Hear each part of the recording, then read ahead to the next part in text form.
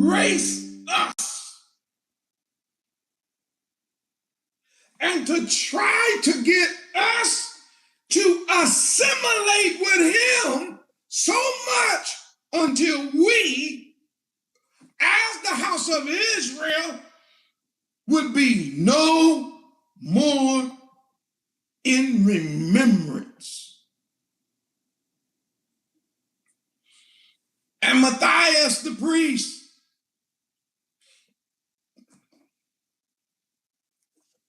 he said, no, I can't do that.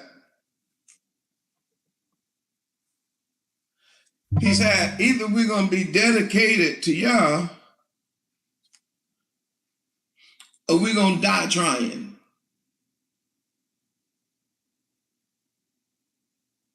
That's what he said. Either we're going to stick with these scripts or we're going to die trying to stick to the scripts. Either we're going to stay committed to the covenant or we're going to die trying to stay committed to the covenant. That's what this is about. For you note takers, Hanukkah is not folklore. You know what that means? A lore is like a fairy tale, right? And folklore literally means like you think back and then you embellish something and you take an event that happened in the past and you turn it into some kind of story that sounds pretty and catchy so that you can try to encourage your people. So you use like maybe an incident that wasn't so great, but you embellish it, you exaggerate it, you make it bigger than it really is, so that you can sort of give your people something to look at and to be encouraged and inspired by. It's folklore. And when you read the Maccabees, it is so incredible that you would think at one point it is folklore until you keep reading the whole Bible. I mean, the whole book, the first one and the second one. When you read the first one and the second one, you go, wait, hold on, this ain't folklore. This is real. This is history. This ain't magic. This is documented. They got dates and times and names and regions and wars. They got the name of the captain, the name of the lieutenants, the name of the people that sat in the parliaments in those days, right? And that sat in the Senate. They got the trade routes. They got the amount of the money. They got decrees from kings, decrees from they have written letters from dukes and written letters from provinces. They have all of this. They got all of the underhanded stuff that went on. You look, it's written down, and you go, this ain't folklore. I can see why they took this out. This book right here is not folklore. Number two, it ain't fantasy. Number one, it's not folklore. Number two, it's not fantasy. This ain't made up. It's real.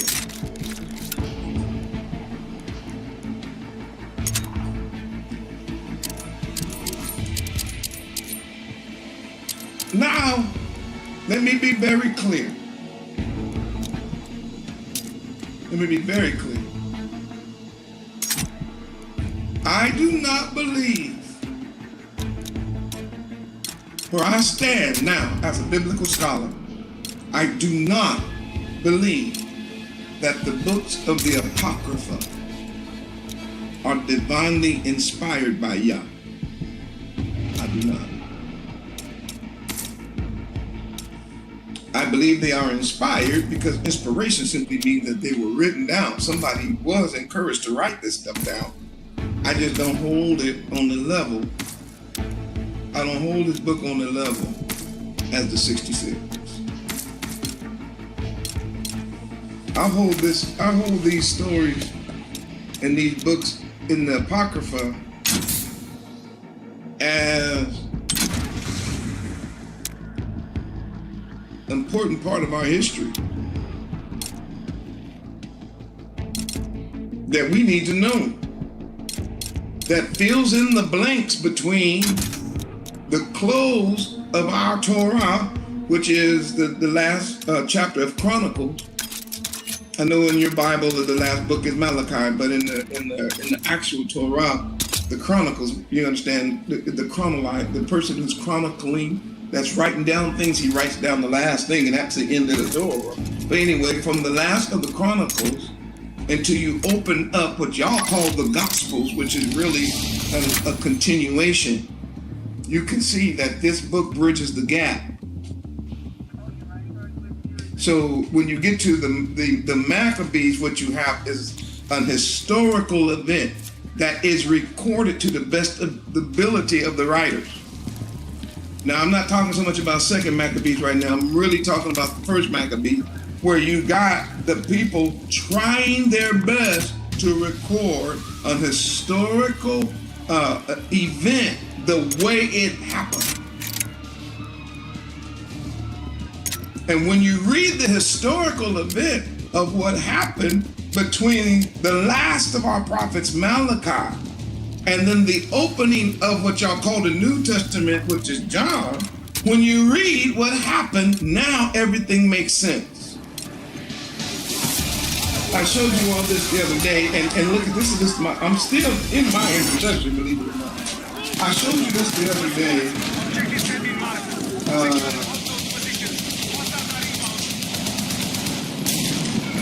Oh, here we go. I showed you this the other day. I gave you Daniel. Y'all remember I talked about Daniel? And I dealt with Nebuchadnezzar's dream in Daniel chapter 2. And we mentioned that the head of the beast, of the image that Daniel saw, this represents the kingdoms of the world. This is why we study Daniel. Because a lot of people think a lot of people don't believe that Daniel wrote this before because he was so accurate. But I don't give a damn what people believe. Yahuwah knew what's going on and spoke to his prophets. So we ain't gonna deny Daniel. When Daniel wrote this, he was in Babylon. He was at the head of the beast.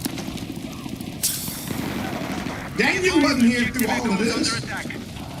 Daniel was at the head of the beast. All right? He prophesied that the head of the beast would be gold. Right after.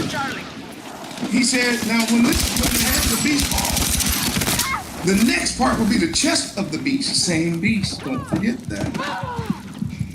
Same beast, same dragon, same beast, just different words, right, that we're dealing with today.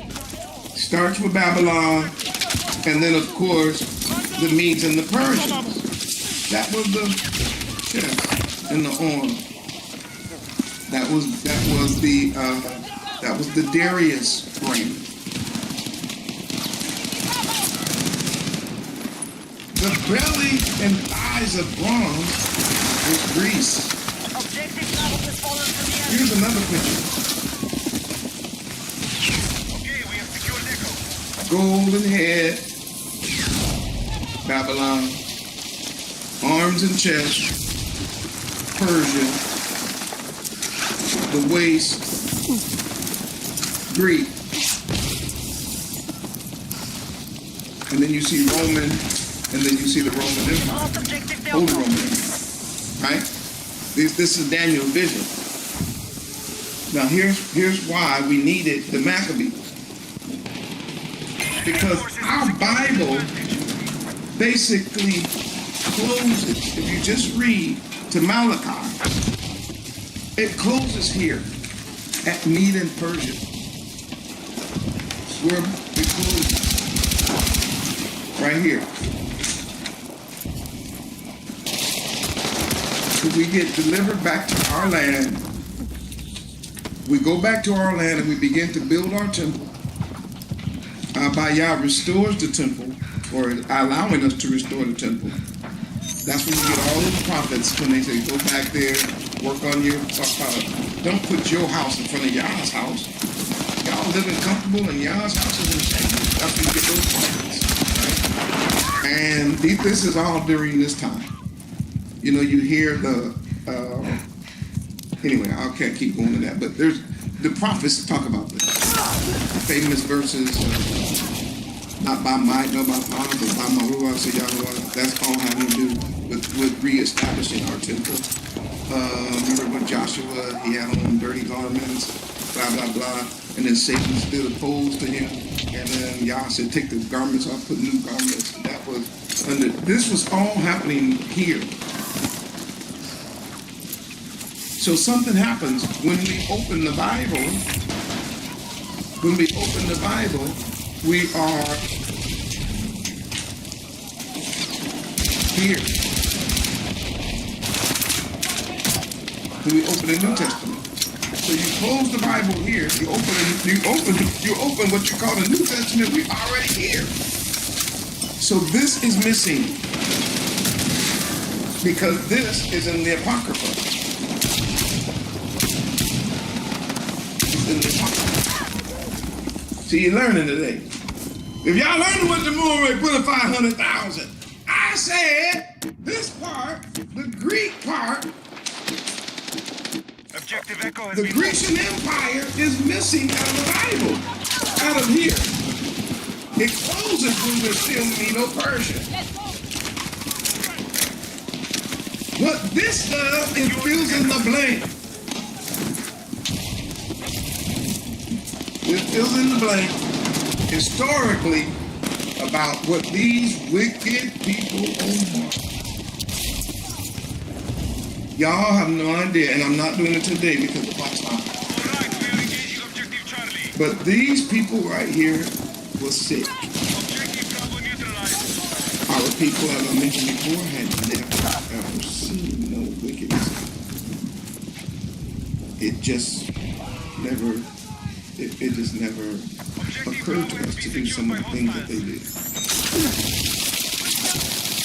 And so therefore they ruled. They were not, it was not Alexander the Great, it was Alexander the Freak.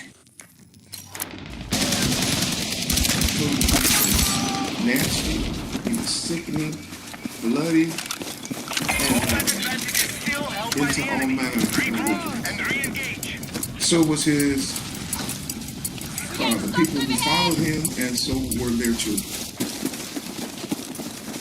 When we open the New Testament, I'm just using that for clarification. Rome is in control. Rome, which stands on names of iron. Rome actually conquered Greece. But Rome was so wicked and so backwards and so that they ended up using a lot of Greek culture and things like that, because they couldn't really function. It's kind of weird when you watch them. These people were like almost just pure evil, the Romans. It was weird. They just knew about killing. So in order to have culture to go with their killing, they hooked up with the Greek, and then you hear the term Greco-Roman. And that's how these two ended up in the bed with each other. When Messiah gets here, he's here under Roman rule. But it's a Greek culture and Roman rule. The Maccabees, this book, tells us how that started. Let's strike back. Because we got to talk about how it affects us.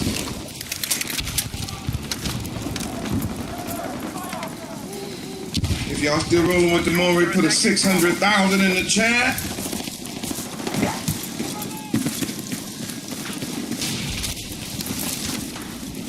It's not fantasy, it's fact. It's not folklore, it's fact.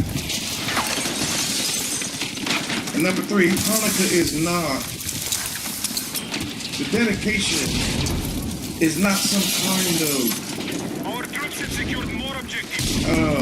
European feel-good alternative to Christmas. It's not like, oh, the Christians, they got white Jesus and gifts. So we got to get Judah Maccabee and gifts. And then lights, and, you know, the Christians, they put lights up in their house, and we got to put lights up in our house, right? And now the whole idea is we just got to have an alternative. Now, I want to talk to you clearly. This ain't about no lights. Now, there is lights in the story, but it ain't about putting up no lights. It's not about no Christmas. It ain't about no yard gnomes. It ain't about no dreidels. It ain't about none of that kind of stuff. This particular memorial is about a war. And a bloody war. It was surviving a massacre. And it showed how the heathen almost fulfilled Hostile forces are attacking Charlie. Psalm 83. They almost did it in Greece. Y'all go in your Bible to Psalm 83. Be advised, we have lost control of Charlie. Psalm 83 verse 1. Keep not thou silent, O Yah. Hold not thy peace. Be not still, O Yah. For, lo, thine enemies make a tumult, and they that hate you We are attacking objective Bravo. have lifted up their head. Verse 3. They have taken crafty counsel against your people and consulted against your little. See the Bible. Verse 5. That they have consulted together with one assent. Oh, I'm sorry, verse 4. Verse 4. That they have said. Main verse. Stay with me! They said, come, let us cut them off from being a nation. See? Attention, marked objective is under That threat. the name Israel may be no more in remembrance. In other words, their goal was to remove Israel from the Israelites, so that it will be so thorough. Their destruction, them being cut off, will be so thorough Be advised, hostile that not only would the world forget who the real Israelites are, the Israelites themselves would forget that they were Israel. What kind of confederacy is that? What kind of plan is that? So much so that it almost works. Hostile forces have controlled the I told y'all, when Isaiah wrote, he said, y'all, this is amazing. What? That the ox knows his owner. And the ass knows his house for his master's crib. My people, they don't know who they are. And watch this. And they don't care. They don't consider. They don't even consider it. The wiping out of the real house of Israel is so complete, almost completed now, that the average person on earth has no idea who we are. And the average one of us don't even know who we are. All they say is they loud. love. Every time I think about the lives of the heathen, I'm like, okay, so there's one people that y'all say based on the Bible are the lost tribe. That's what y'all keep calling us. The lost 12 tribes of Israel, right? But then you only got one people on earth today that don't know who they are. They think that their last name is Adam or Beckman, or they think their last name is O'Toole or O'Doul. They think their last name, is Smith, Johnson. They think their last name is David and boy, look at here. Ain't nobody put two of them together. There's a lost people according to the scripture, and then there's a whole entire nation of people who don't know who they are and don't know who they are. But can't nobody go, well, actually, these people are those people. Of course we are. The heathen put that together. We are attempting to capture Bravo. And the annihilation of it. What's the word I'm trying to say? The beginning of it, institutional, the start, the real true beginning of it, the execution of the plan. Watch this.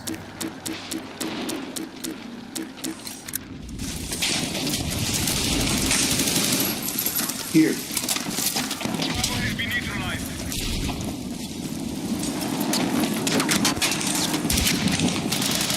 It will be under this system.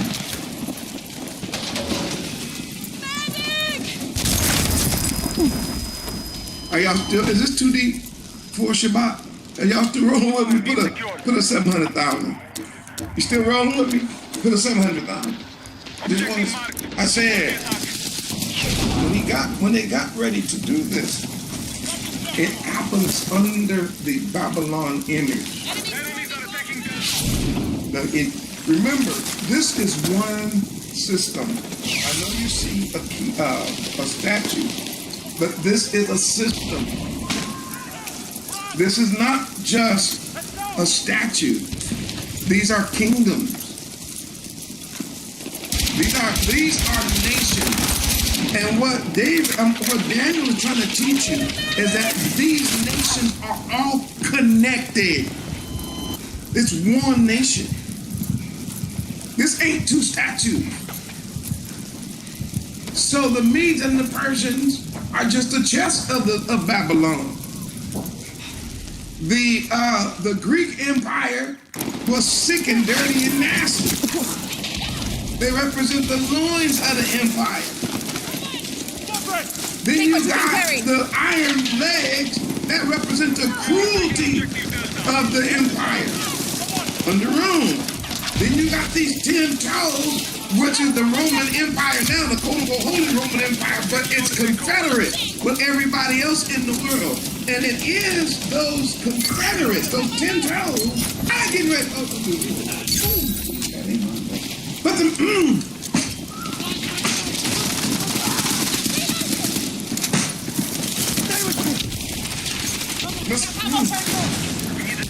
Yahushua HaMashiach is getting ready to roll out of the side of the mountain. Now, Take what you can carry. And crush this beast at the feet where we are now. Because what they have now is not 2 legs of iron. What they have now is iron mixed with miry clay. It's crumbling. It's falling apart.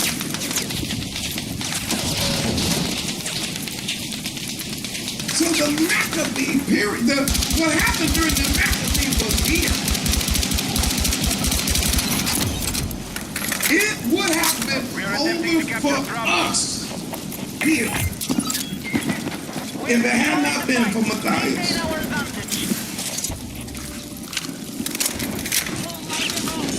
If it hadn't been for Matthias, and guess what Matthias was? A preacher. I got you! Oh, king. Securing the battle. Return nothing. Matthias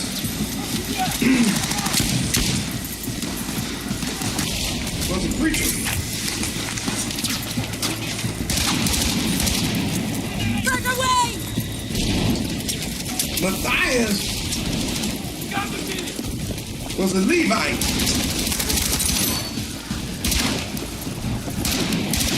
Matthias had responsibility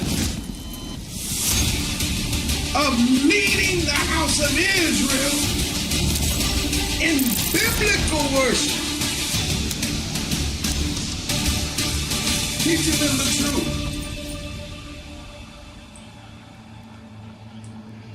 He was not one of these Catholic priests. Matthias had sons, strong sons, real sons, men of honor, men of valor, men that were dedicated. They were so dedicated that when it came down to giving their life, we ain't talking about now just losing a couple of dollars. We ain't talking about now maybe just losing a house or whatever. They ain't worried about, no. This is, they were willing to fight these heathens to the death.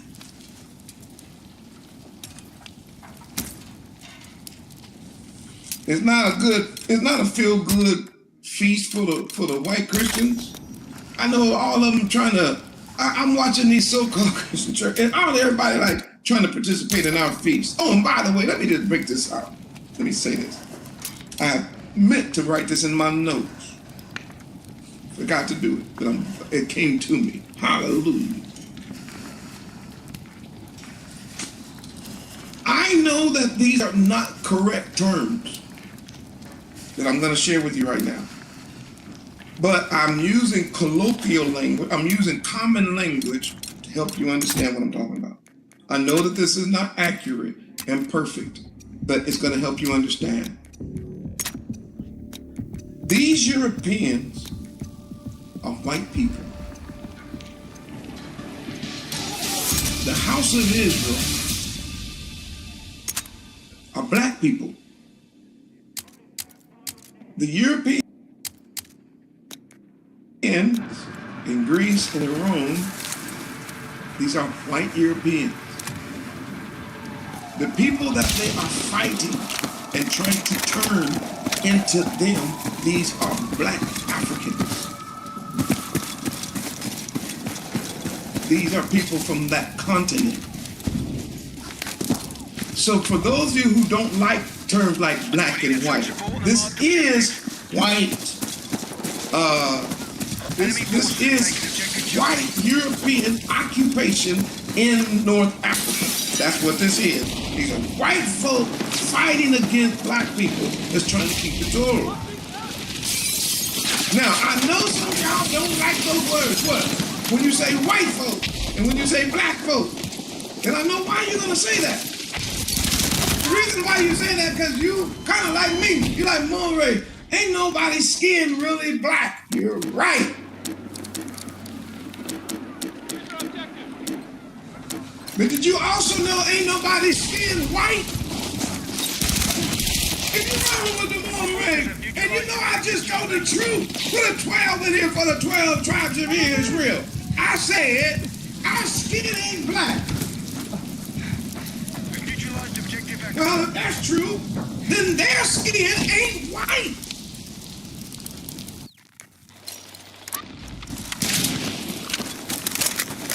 They gotta, if we gotta stop talking about black folk, then we also gotta stop talking about white folk.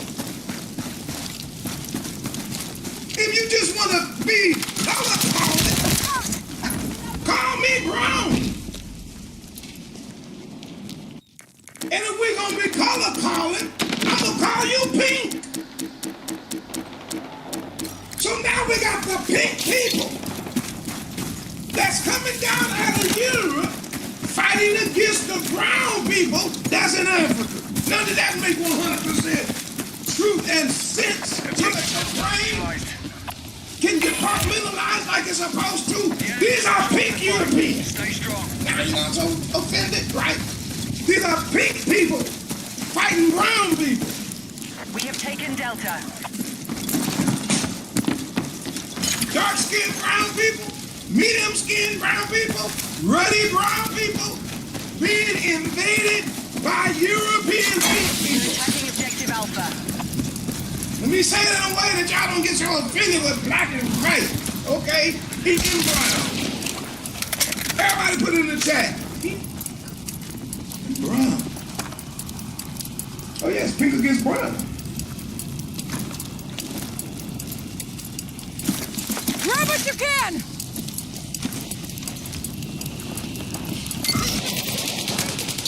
The pink Europeans wanted to force the brown Hebrew Israelite not, watch this, not just into submission.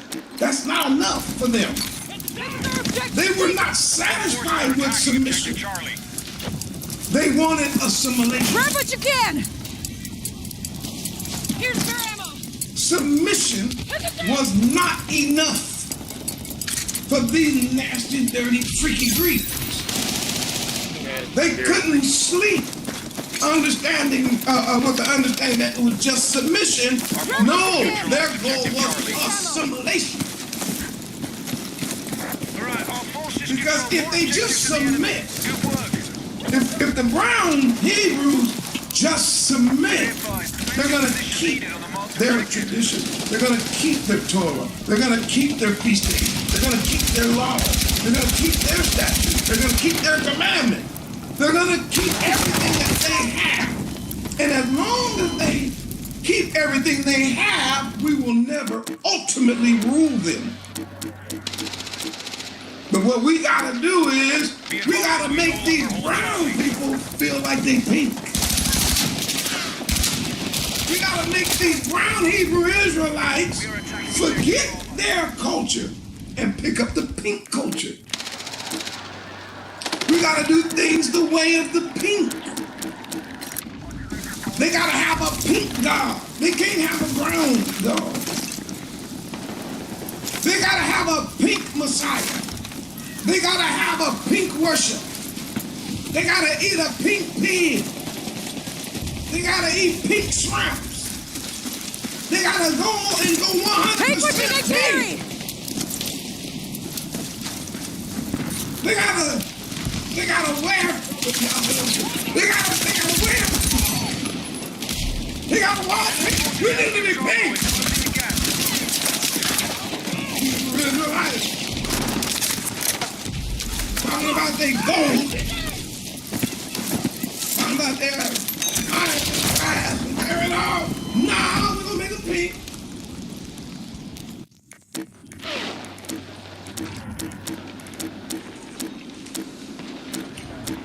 And that was their goal. Grab Their what you goal can! was to force on us pink pagan worship, I need a medic! so that eventually you would have brown people We are targeting acting pink. They would forget that they were brown. Can y'all understand now why I said this ain't about no Grab camera? what you can! This ain't about no, somebody pink wrote that. This ain't about no candles and no miracle oil activated. That's not what this is about.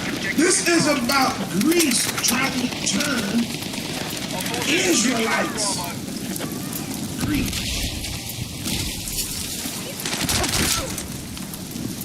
And their goal was assimilation.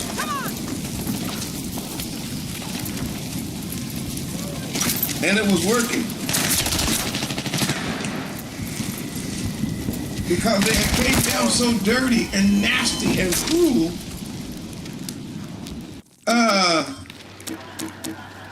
Nobody had ever seen that before. And those pink people, they scared the brown people to death, almost. It was like, we ain't never seen no people like this. So I read to you previously Maccabees chapter 1, and we got down to verse 41 through 43. I showed you that the war that ended up being fought, it was started by the pink people who came down.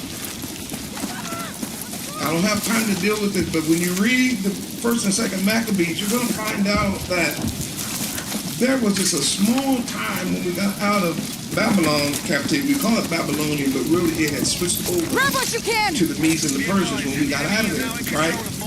So during that short time, we were trying to rebuild our temple. This was what we call the time.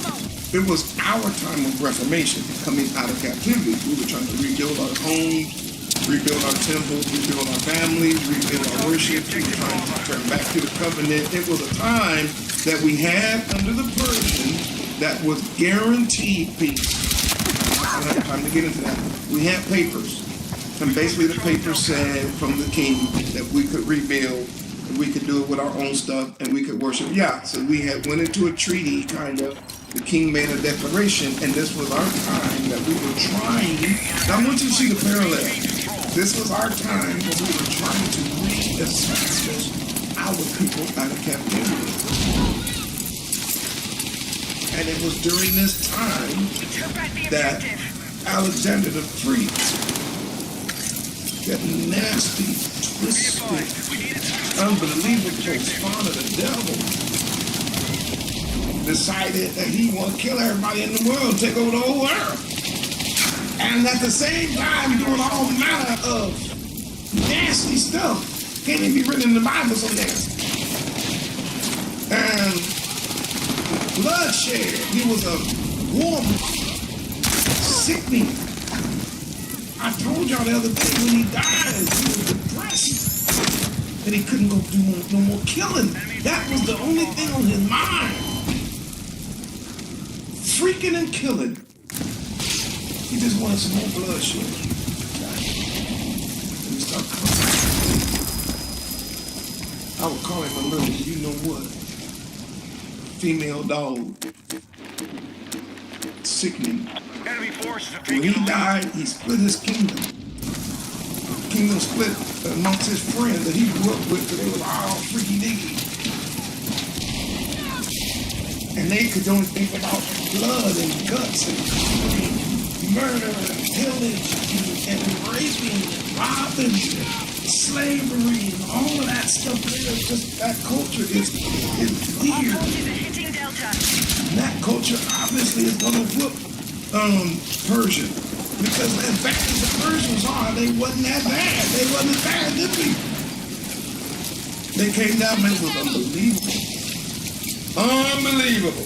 And don't let them lie to you about that movie 300. They're lying on one. I would. Who are you going to tell the world? You know the movie 300 that everybody loves so much? Whoever that dude is that was supposed to be the great fighter, right? All of that story is a lie. Take what you can get! You know which was the truth? The Maccabees.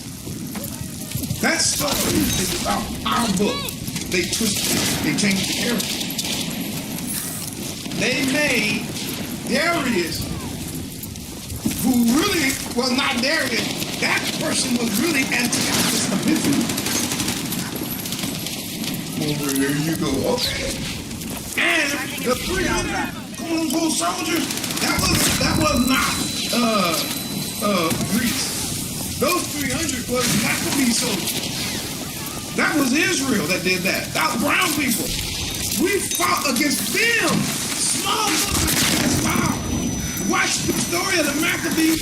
You're going to see that them heathens are the ones that brought to us them damn elephants. story of the when you watch 300, there's a scene in there where this one group brings elephants. Be advised, hostile. That came from the book of Maccabees. They brought them against us.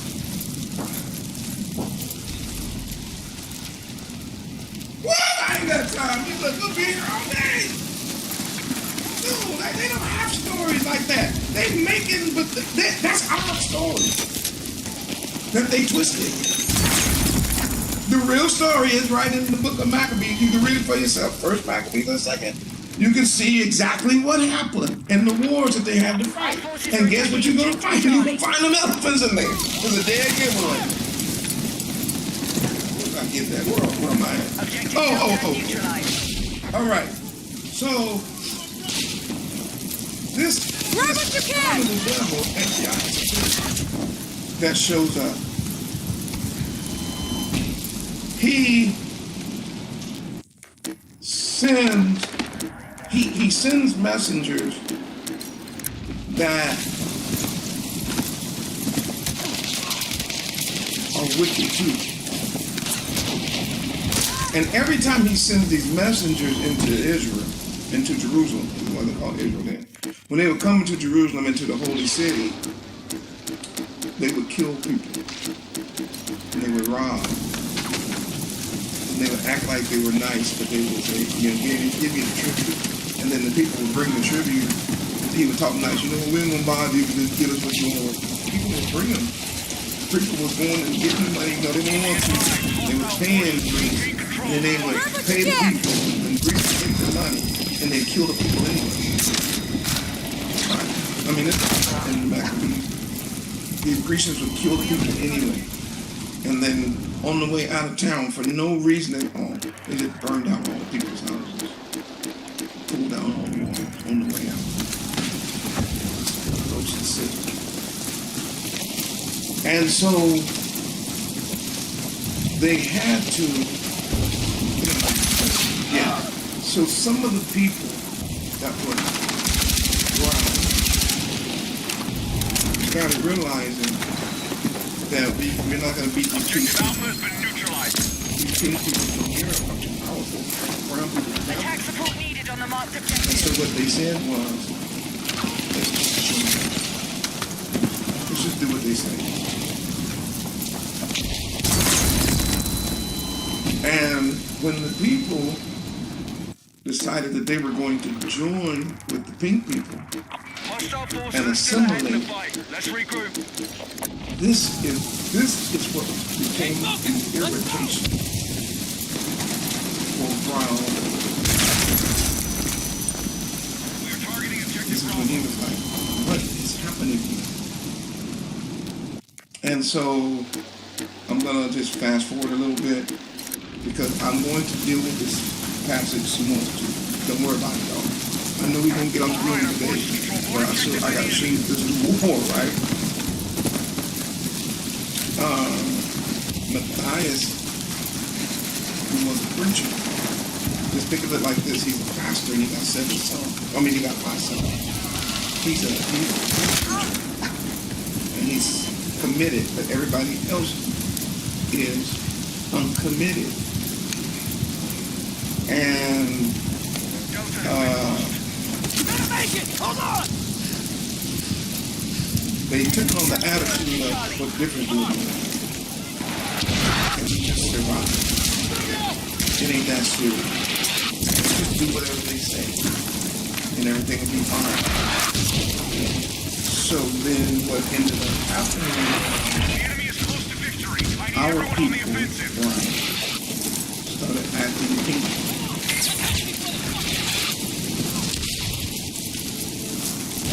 The Bible doesn't call them good people for doing that. The Bible says they're evil, wicked people.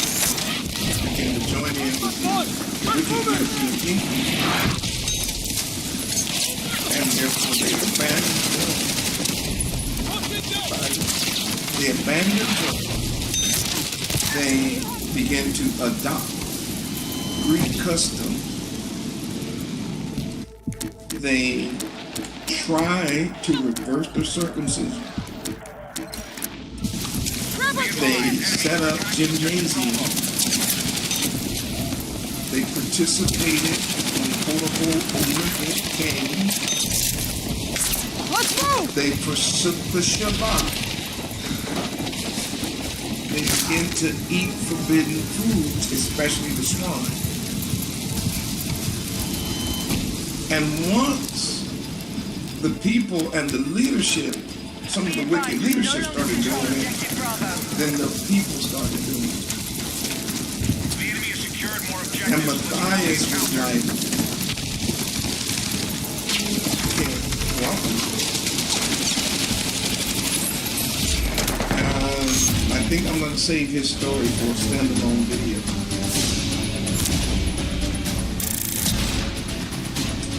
But I want to at least finish this point out, and then we'll pick this up later. But you'll see something else. That this dedication was dedication or death. 3 times in the Bible, we see a major attack on us. Right? Twice by Hamites, who are brown people. They're from Ham. The first one we saw was African Egypt.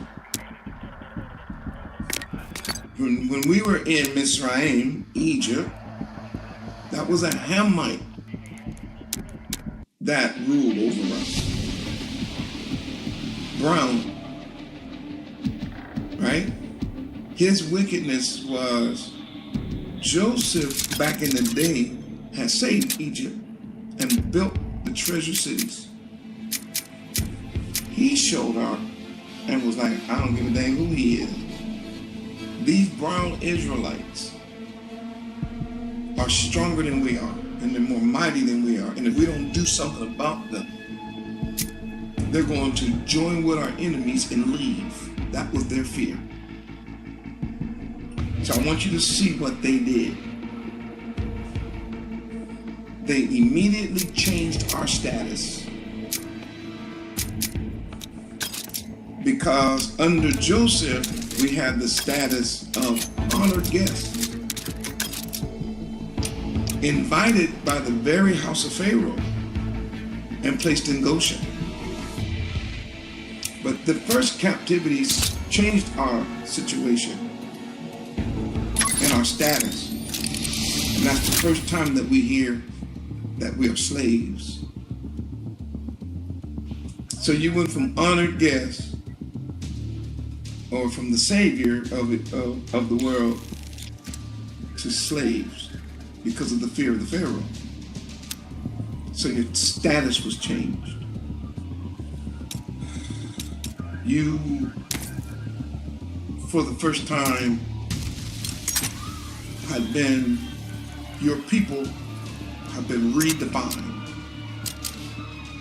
For you were known as the children of Israel, but because of African Egypt, you're now being called Hebrew slaves.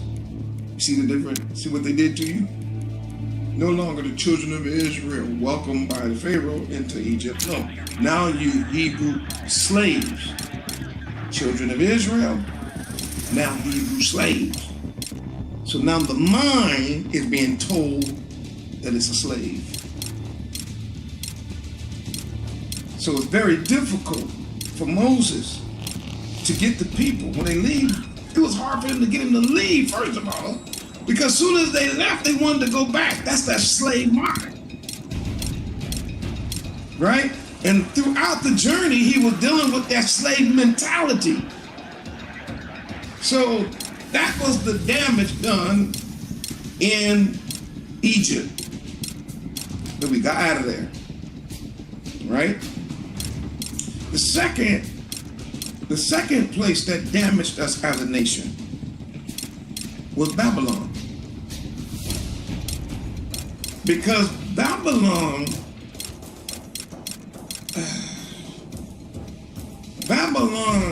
changed our name.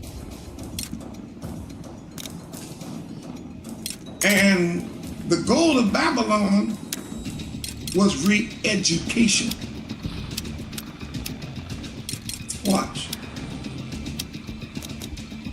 In Egypt, slaves. Our forces are hitting In Babylon, we're going to change your name All elements attack now. We need to capture and and hold we're going the to put you in objectives. our Guns up, education let's system. go. That's all. So we work in Babylon. It's a terrible place. It was unbearably wicked and sickening. But I want you to see what happens when we come out of Babylon. When we come out of Babylon, we still know our name. Even though they gave us Babylon names, when we came out, we still knew our name. We knew our heritage. We knew our Torah. We knew that we're supposed to build. We knew our temple. We knew our menorah. We knew our snuffers. We knew our feast days. We knew everything when we came out of Babylon. What we learned in Babylon, we did pick up Babylonian education, but it did not replace the Torah. We had to learn how to operate in Babylon, but then we could still hang out with our own people and keep the Torah. You remember, Daniel was praying 3 times a day. He would have never got in trouble if they hadn't fooled the king. Y'all had to go and read that story. Man, the king didn't care that he was praying until they said, hey man, make it a law. You know what I mean? But that, Babylon didn't really care about that. That was one of their flaws, slavery-wise, right? Babylon had a different emphasis. But that freaky Greek, we never seen nothing like that in our lives. We are moving on objective Charlie. They would not be satisfied until Objective Bravo is they under our control. erase us. They weren't just concerned We need attack support on the about marked renaming objectives. us slaves. They weren't just concerned about re-educating us in the Babylonian ways. These freaky Greeks wanted us to become Greek. You die. Freaky time. Kill We you. lost control of Delta. In other words, you gonna eat. Remember with Daniel? I can't. I'm gonna get out the room. But remember one of the first tests when they went to Babylon? The king said, "All right, let's hear, man. Here's my y'all eat, get ready, because I'm gonna test you in a little while." And they were like, "We're not eating that." And then the eunuch was like, "Hey, what do you mean?" He's like, "Man, just tell the king to give us some time. We'll just eat pulse. Just like fruits and vegetables and some rice and beans and stuff like that, because we can't eat the king's meat." Now watch what happened. When when Daniel and the brethren presented themselves, they looked better. So the king was like, "Oh, then y'all can do what you eat. It's better, right?" It was no big deal. Like, you don't have to eat the king's meat then. Y'all eat what you want to eat, because obviously what you're doing is better than what we're doing. You see Babylon mind? Right? And that ain't the way it was here when them Greeks came.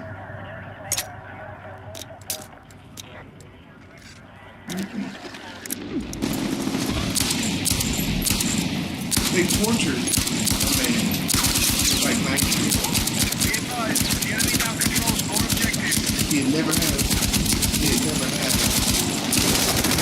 no kind of pork touches him. When they set up a trick for him, when they slid him something, he didn't know. And as soon as it touched enough, he spit it out. That's good. We're going to cut them down. We're going to do just steak. We're going to make some pork. I mean some beef. We're going to put it on your plate. But it act like it's pork when you eat it, so you won't die. And he told me, Grab what you can! I ain't never put something that good in my life. And at this age, I'm about to let people Moving on Delta. they're going to think, even though I'm not, they're going to think I'm doing good. And they said, "So what you going to do?" He said, "I'd rather die than to violate the covenant. I'd rather give my life. I'd have lived this long. I'm not going out out like a sucker. Be advised, Bravo is Man, they gonna kill you. Then I'll be dead. But the message will be that that old man stood with the Torah. He stood with the Bible. He stood with the covenant. We know He all would four not bow objectives. down. Pushing. He would not become a Greek and eat them pigs. Advised. Attack support needed on the marked objective. He'd rather die. He'd rather be tortured. And you know what he said on his way out? He said, I see you at the resurrection. Talk to the young people behind you. He said, listen, young man, listen, y'all looking at the old man? Charlie, Come on. neutralized. I see you at the resurrection. If you do what I'm doing. If not, we're going to hell. They killed that old man. But he left with a testimony so great that I'm talking about him today.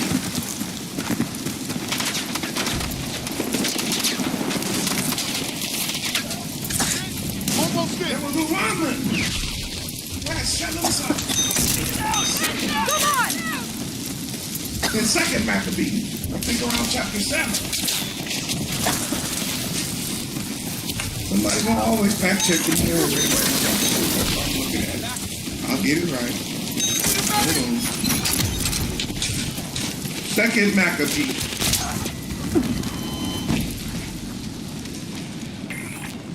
We're in the lead. 7. Second Maccabees, chapter 7. Begin at verse 1. I got another subject. This is going to be a standalone. We're targeting I'm doing a standalone on this one. So I'm not going to do it right now. But you objective can read marked. it We yourself. need you supporting the attack. They pulled out that young man's tongue. That white, that, I didn't even say white, that pink ear tongue. Pulled out that Hebrew's tongue. I said, come on, you cut this out. They he wouldn't do that, so they cut his tongue in front of everybody. Then they cut his hands. Heading for victory. Maintain attack on all fronts.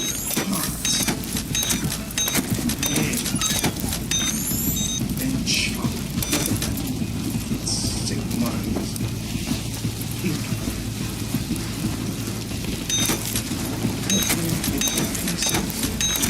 Our forces are hitting Alpha. In front of his family. All of his pieces. They could.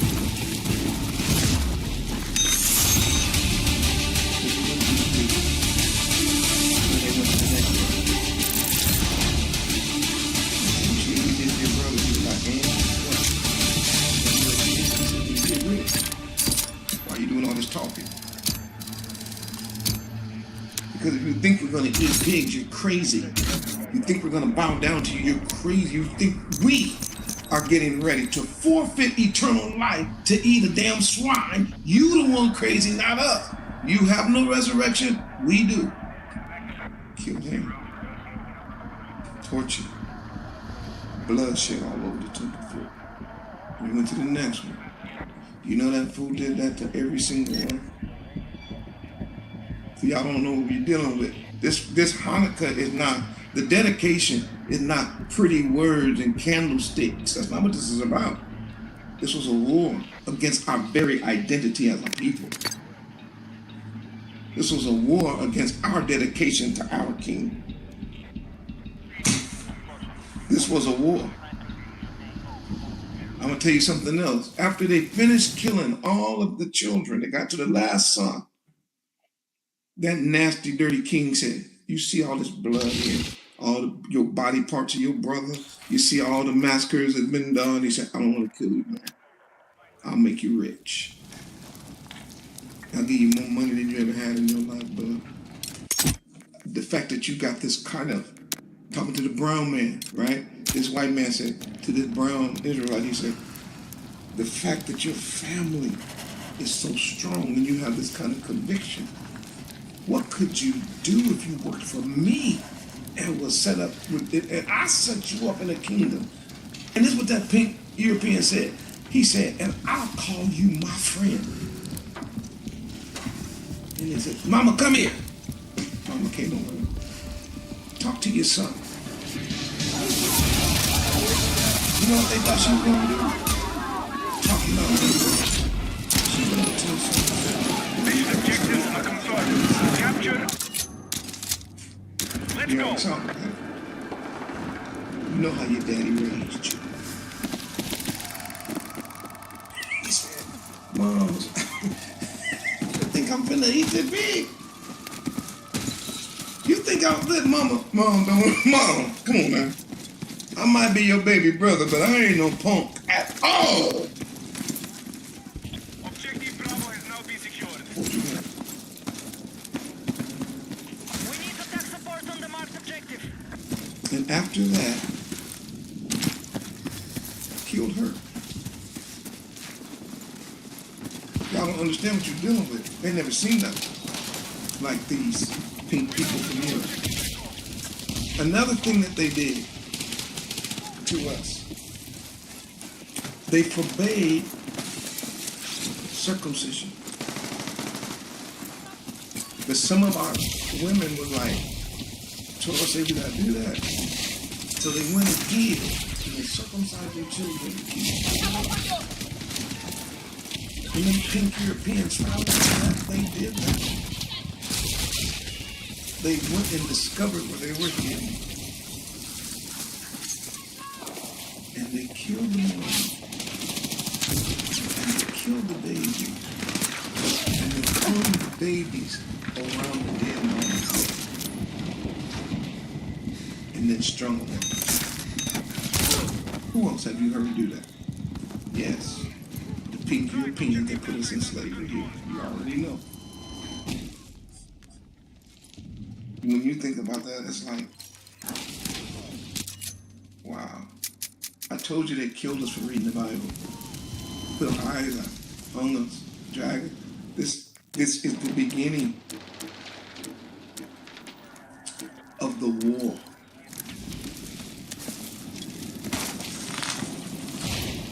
Y'all been in the room now. You see it like, oh boy, Maury came in here. I thought we were going to talk about dreidels. Hell no. I thought we were going to talk about miracle oil. Absolutely not. I thought we were going to talk about why we should put up our lights just like the Christians put up their lights. Hell no. What we talking about? Dedication or death? That's what the Maccabee revolt was about. Dedication or death, that's what Hanukkah was about. Listen, if we don't fight, we will be destroyed. That's what they said. We got to defend the Torah. We got to defend the covenant. We have to. If we don't, we're going to lose our people. 100. And then I'm closing. And then, We have lost objective Bravo. and then I am now living in the time where our people are eating swine voluntarily. Our forefathers died because this wicked king spilt the blood just on the altar. And unfortunately, I live in a time where now the king does not have to put it on the altar that's in Jerusalem. He puts it inside of the real Jerusalem. That's us.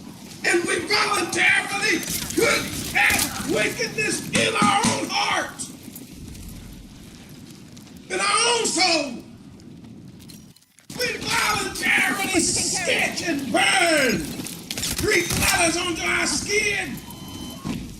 We voluntarily join Greek and freaky fraternities and freaky and nasty sororities, and y'all don't want to admit it, but you know the stuff you did to become part of those fraternities and sororities would make the devil himself blush. He turned all of those women into whore. Turned the men into whoremongers. And funny, doing all manner of unrighteous sexual things to each other. Grown men whipping and spanking other grown men. Oh man. Oh my God. For some kind of rite of passage into a Greek fraternity. Freaky guy.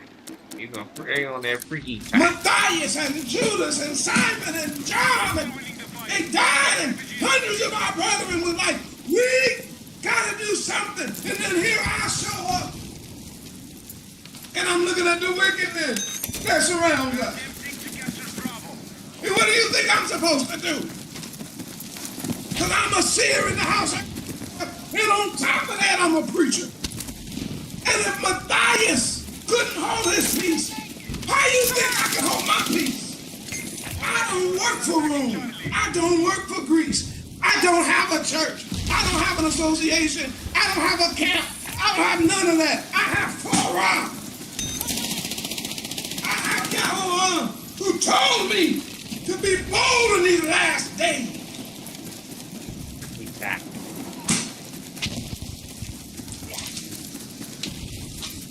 That's why I preach and teach the way I do. Show the truth the way I do. I'm not sold out. I've watched the wickedness of our people. And I've watched how we have chosen by ourselves to conform to the wickedness Let's go. of the heathen.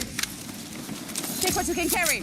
For just in a little while, Objective Charlie is under control. Grab what you can. in just a little while, in a little while, we're going to bring a tree in our house.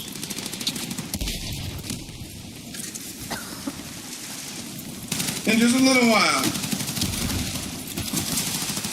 they're going to worship at the foot of a phallus. Guys, over here.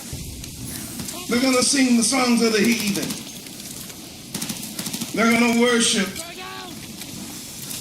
Hasatan. And all the while, they're going to forget. They're going to forget the laws,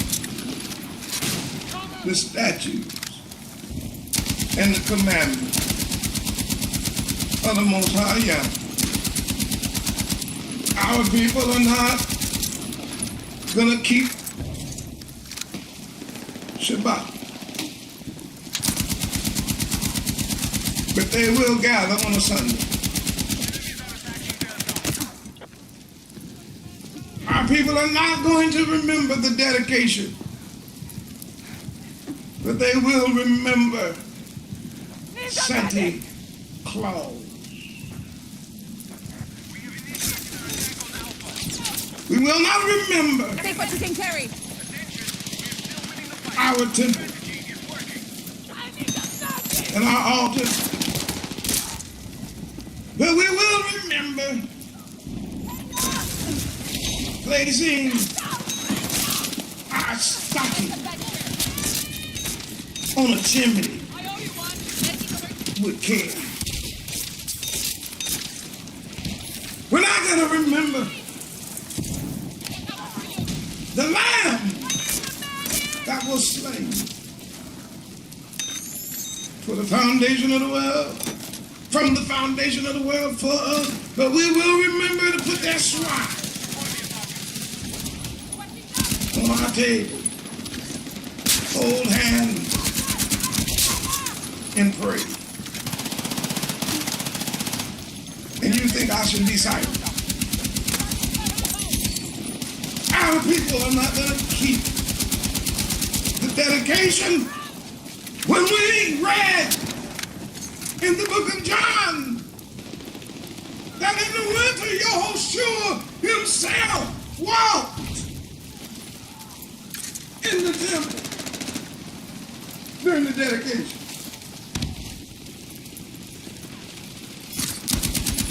No, my brothers and my sisters, the dedication was a war. Hanukkah was about a war. It was a war for our lives. It was a war for our culture. It was a war for our people. It was a war for our own freedom. It was a war for our covenant. It was a war. We fought valiantly to stand true to Yahweh. Well, I'm about to get out the room. But I heard Matthias say,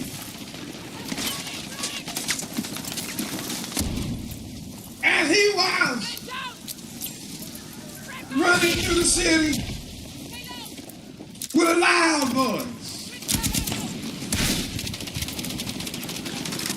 Maccabees chapter 2, verse 27 says that Matthias cried throughout the city with a loud voice.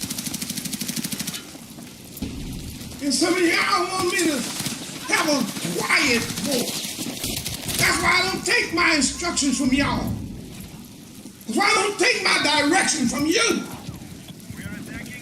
I see Matthias running through the city with a loud voice. But he said, hey, Moray, whoever is zealous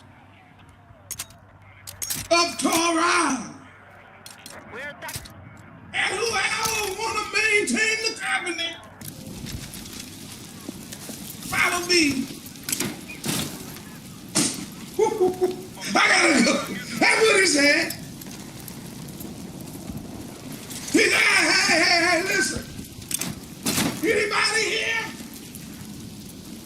Take what you can carry. You want to keep Torah? We now control objective Delta. You zealous?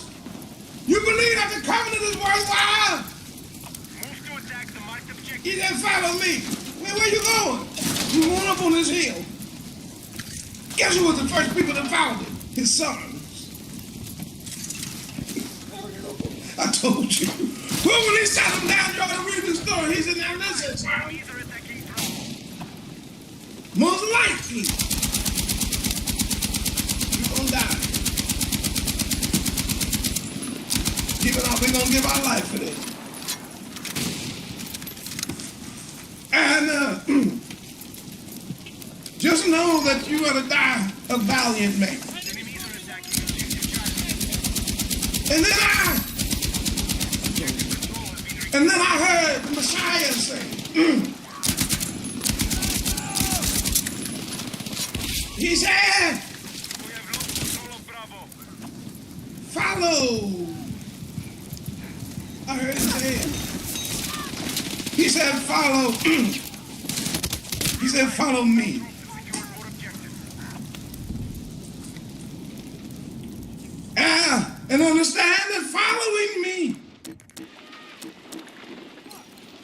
does not always result Be advised. Hostile attack on Farno Charlie. in a life of tiptoeing through tulips. Following me does not always result in a life All units. On target. Good work. sunshine and roses. Following me may not result in the world loving you. Be advised. Objective Bravo. Following me may not make you rich. As a matter of fact, you might not even get a house. Following me, you look at a fox might say in your heart, Attention, we're at least that fox got a home.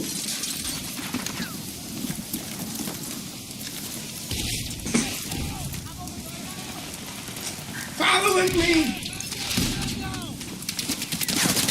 might cause you to look up and see a bird.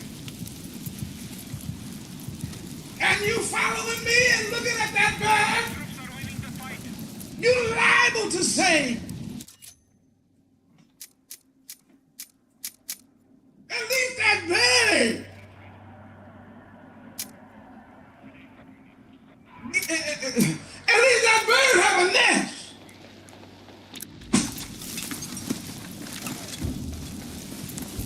attention.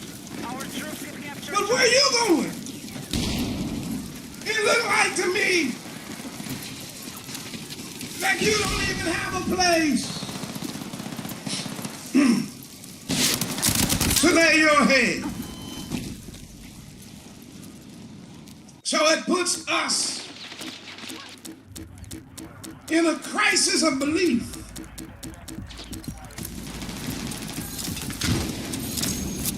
Because Position. Stay in control. Execute the fight. Yahushua Hamashiach is our real hammer. Yahushua is our real Right, we are attempting to Yahuda Maccabee. Yahushua is our real warrior king.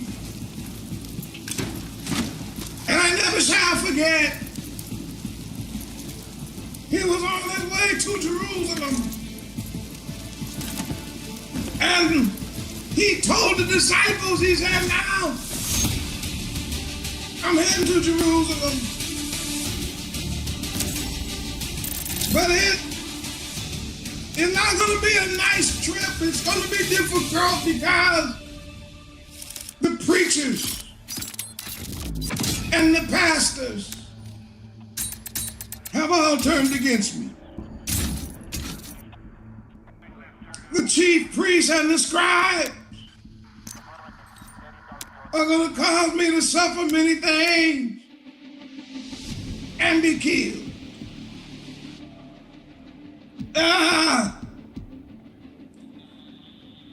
But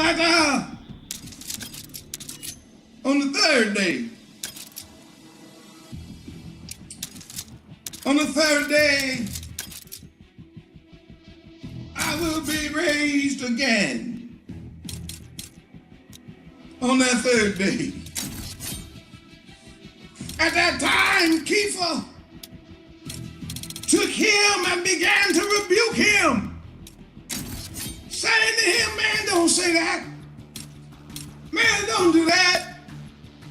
Man, let that be the farthest thing away from your mind. Because we can't let this happen to you. I never shall forget how my king turned to him and said to him, he said to him, get thee behind me, Satan. You're offense to me. Here I am, trying to be obedient,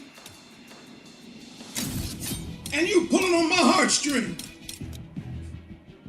Here I am, trying to keep the covenant, to save your life, and you trying to talk me out of it. Here I am, struggling up the rough side of the mountain, and you basically saying to me, turn around and go down. Get behind me. What do you mean telling me not to go do what Yah said? You have become an offense to me.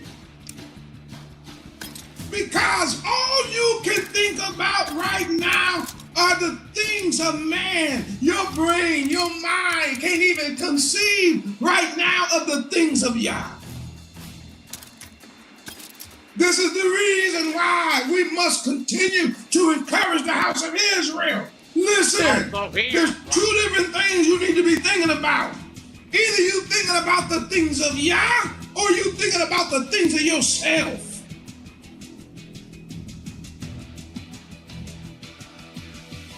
And then I heard him say to his disciples, if. Okay, I'm out. That's it, I'm going. That's what I heard him say. He said, now if.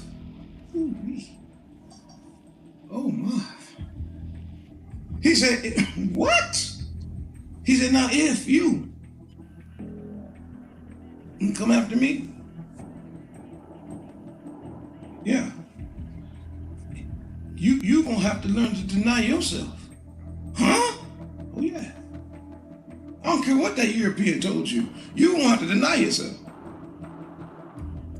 You're gonna have to take up your own cross. Your own cross beam. I know you thought you was gonna escape. No. Must Yahushua bear his cross alone and all the world go free? No. It's a cross for everyone. And there is a cross. There's a cross for me if I'm gonna follow him. Matthias said, follow me. Hamashiach said, follow me. Why and I said, yes.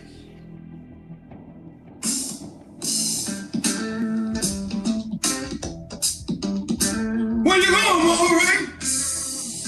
Wherever he leads.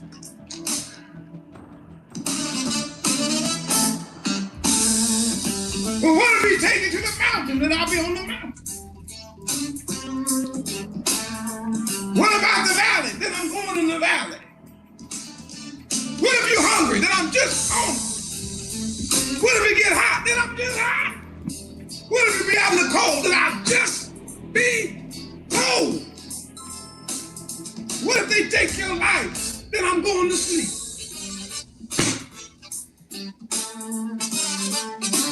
Why? Dedicated. To who? To him. The cause is bigger than me. The Torah bigger than me. The covenant bigger than me. The written.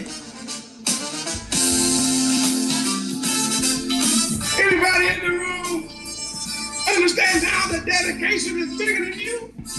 Oh yes. I'll get to the next part. We got a couple more days.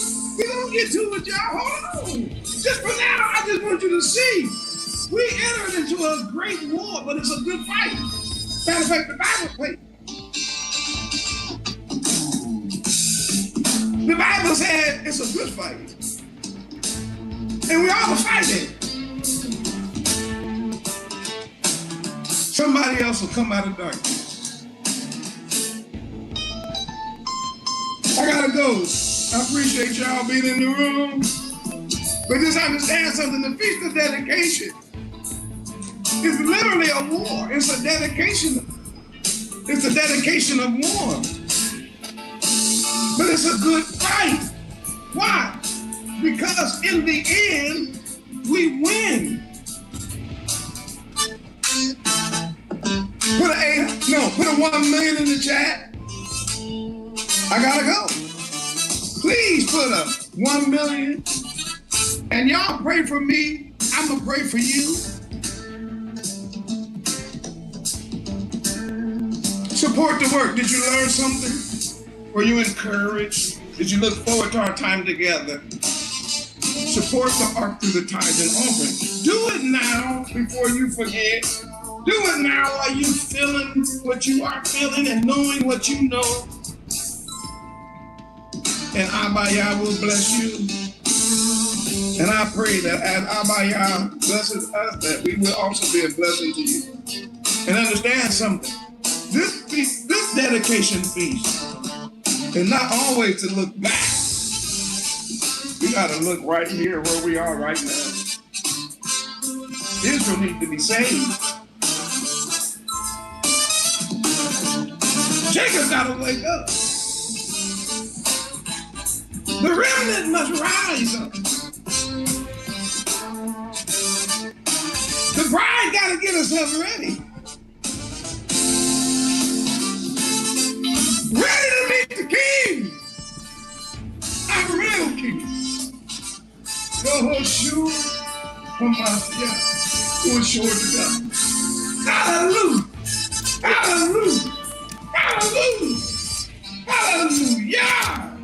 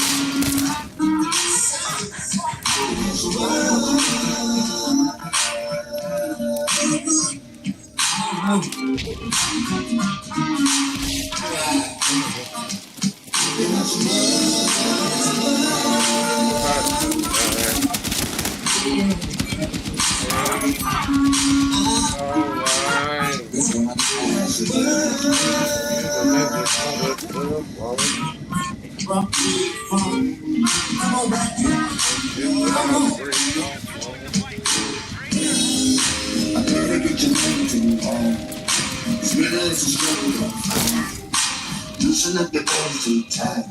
So okay, it's alright.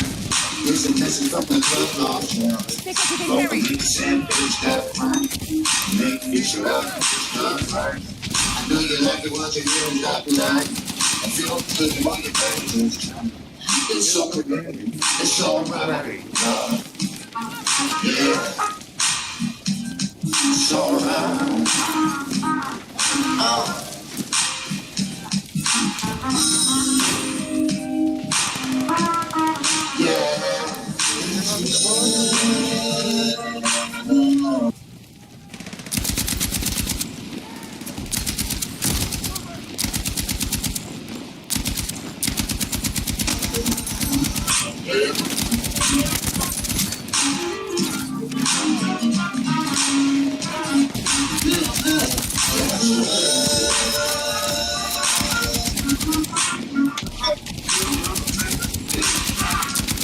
Shalom,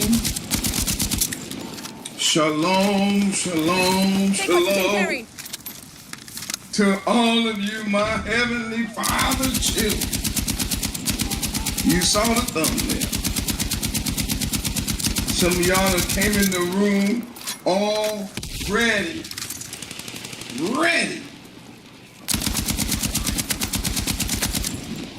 to hear about Hanukkah. Yeah, that's our true feast, Zion. The word Hanukkah, it means dedication. I'm giving you some time to get in the room. It means dedication. Yeah. And the question tonight is,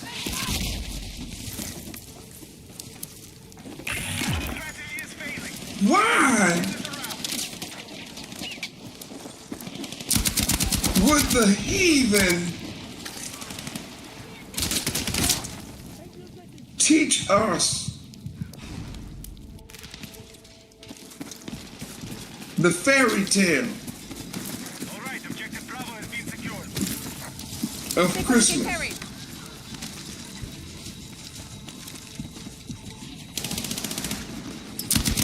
Why would the heathen teach us about jolly old Saint Nick?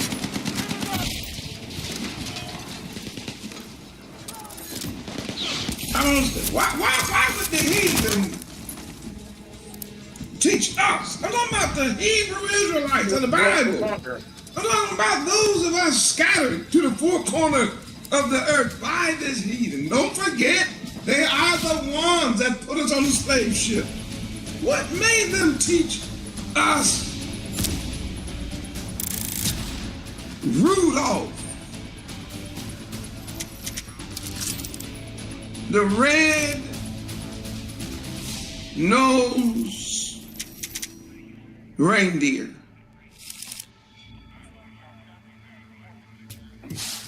Why'd they do it? Why'd they teach us that when we were children? They said, had a very shiny nose.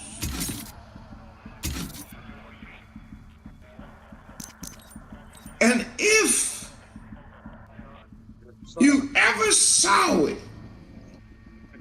it glows. You would have to say it glows. Why they teach us that? I'm just trying to ask questions tonight. You know what they said? They said all of the other reindeer. Used to try to call Who? The other reindeer, you know them, Dasher and Dancer and Prancer and Vixen and Donner and Vixen. You know them all. Don't act like y'all don't know them reindeer. They said all the other reindeers used to laugh and call him names. Y'all read it. Hey, y'all know them stories. Don't act like you don't. You know that story. They said all the used to call him names, and they would not let poor Rudolph join in any reindeer game. Damn. God damn. Well, that... No reindeer game? No.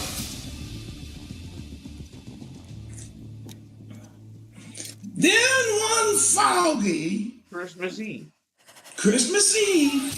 And I came to say. This is what they said. This is what they taught you instead of the Bible. That's all I'm getting. Want you to see. They said, then one foggy Christmas Eve. It says Santa came, say, Rudolph.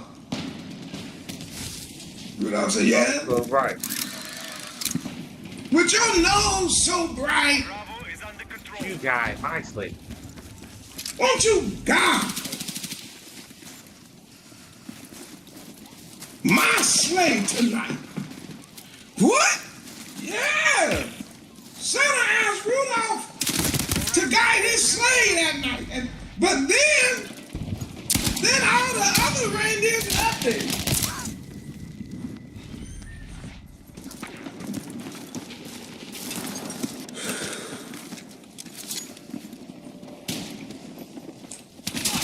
Yeah, I'm running around in glee, shouting in glee. Is it Rudolph? The red-nosed reindeer, you? You going down in history. They taught us that.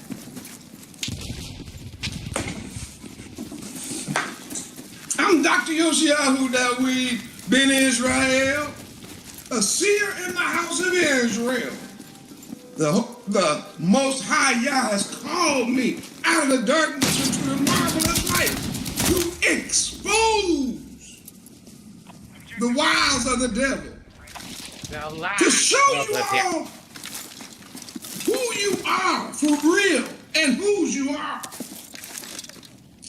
and to let the whole world know that this heathen is off the hook when it comes to teaching us and making sure we know that Christmas stuff. They told you about Rudolph. Let me tell you what they told you. They told you that it was the night. Y'all can almost answer it. They said the night before Christmas. That's what they said. They said, no, listen. This is one and wild. It was the night before Christmas. And all through the house, Not a creature was there. not a creature, not one. Well, they had us looking like this, like, for real? Yes, sir.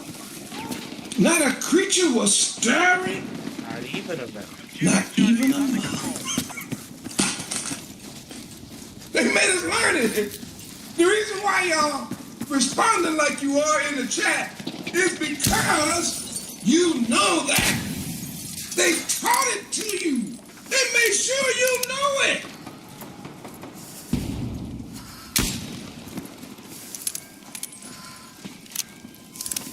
Up on the housetop, the reindeer's paw.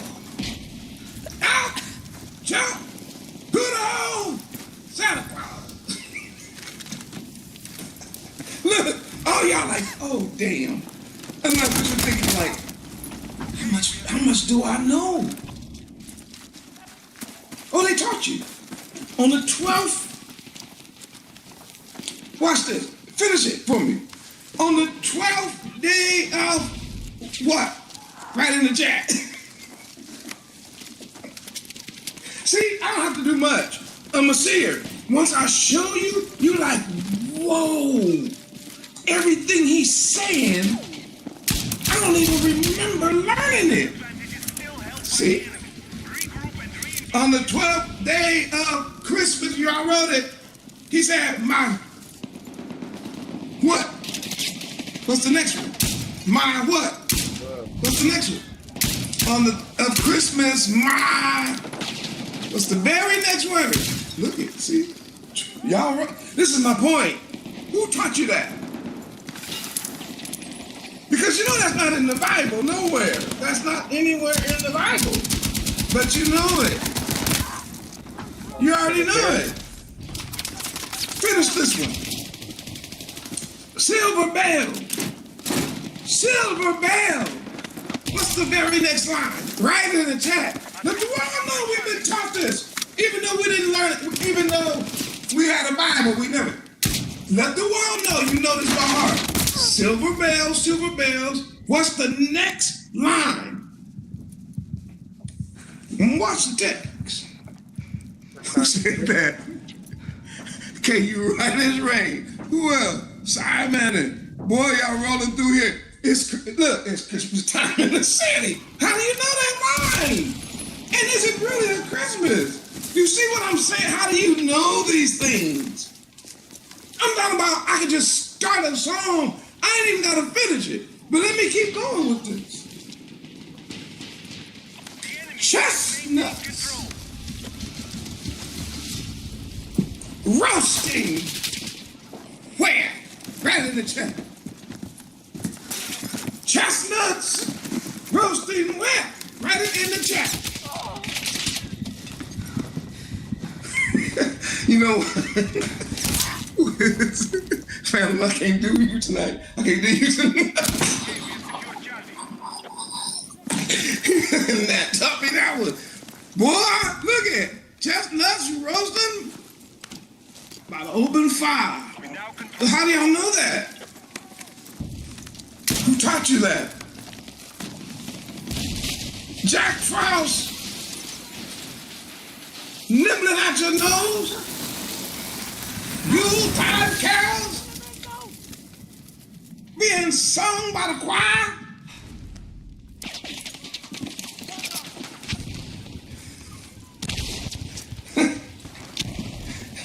And then what? Anybody know the next line? Then we get deep into the song.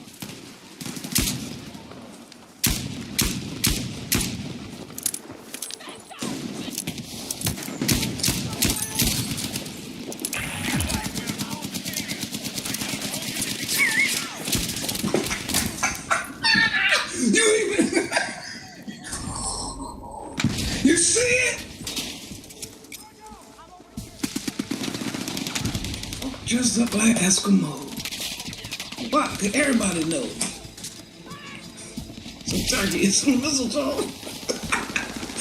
see what I'm saying? You know this stuff. You know it. By heart. I have probably asked you over 10 things, maybe more. I could do this so long tonight if I wanted to. I could talk about, watch the more right now. I could talk about this make-believe, false, heathen fairy tale. And y'all know more about a fake heathen fairy tale. Y'all know more about that than you know your Bible. I want you to really let that sink in. Like, how do I know so much about this damn Christmas? I got a date for you. What day is Christmas? Put in the chat. Don't look it up. Just put in the chat. What day is it? Let me see if anybody got it. Look. Everybody put in the chat. But you know what they do to the Moray every year? When is Passover? Every year they call the ark. So when is actual Passover? Huh? So when is first fruit? What? So when are we doing Sukkot this year? Huh? Every year we flattered with that. But when I say, what is Christmas? December 25th. Boy, know the fake and don't know your Bible. You know all the lies. You got the lies down pat. Don't act like you don't know the abominable snowman. I can ask you a question. What did the Grinch steal? Write it in the chat. What did the Grinch steal? Objectives are ready. Capture and hold. Look at that. Look. You see how the chat is just moving? Boy, y'all participating tonight. I just want you to think. I'm just trying to think of more things. Now that y'all writing them, I'm trying to think of more things that you just know off the top of your head. You know it by heart, and it's not real. It's a fairy tale made up by some heathen that you have memorized. Where is Santa Claus workshop? Right in the chat. Where is it? Let me look. Where is it? Now remember, you don't forget that you are Israelite. Look at what they writing. Everybody know. Listen, I keep telling you, ain't no such thing as Santa Claus. None. It's fake. It's a made-up story. But you know everything about it. You know everybody. It's not cold. And then when I ask you certain questions of the Bible and ask you where was, matter of fact, I could Nat was earlier. I had a chance to go with him and listen to him on his Bible study. If I asked you all to name the mountain where Isaac was tied to the wood that Abraham almost killed him, y'all would have to pull out your phone. You'd have to go to your Bible and look it up. But when I say, where does Santa Claus make his toys? The North Pole. Ain't no damn Santa Claus. There's no such thing as Christmas. There's no such thing as that.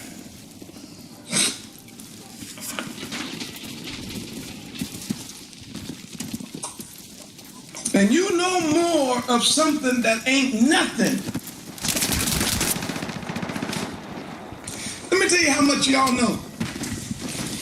What does this made-up Santa Claus want to eat when he come down to visit in the morning? Put it in the chat. What does he want to eat? Let me look. Let me put my glasses on so I can see what I ain't looking at. Milk and cookies. So y'all even know what this thing want to eat? Enemy forces have secured an advantage. But you don't know the diet laws of the Bible. You don't know what you're supposed to eat. But you know what to feed. You know what to feed. A make-believe figment of a heathen's imagination, and you yourself don't know the biblical diet law.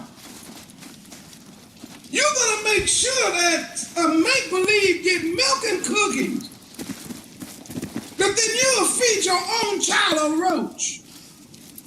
You'll feed your own child a spider, a skunk, a possum, a nasty squirrel, a swine, and all the while say, he He could eat that. My baby can eat that. Why? I'm going to pray over it. But you won't give that to a make-believe character. You do know ain't no Santa Claus. I could go into so much detail about this, y'all will make your head spin. When I start talking about how much you know. Okay, here's one. Is Santa Claus hair long or short? Write it in the chat. Is his hair long or short? Write it in the chat.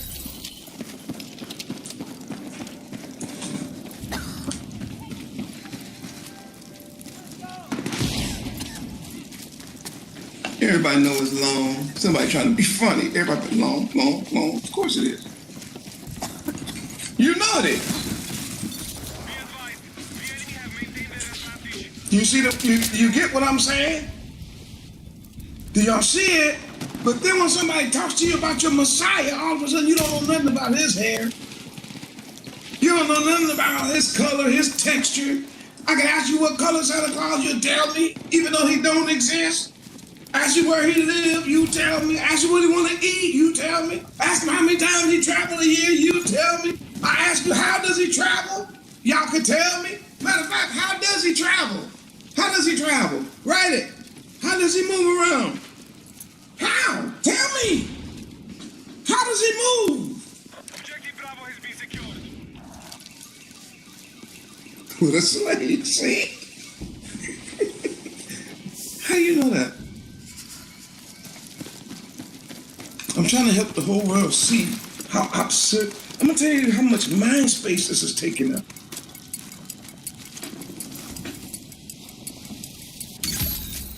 How does he get in the house? Here's one other question for you. How does this fat white man get in your house every year?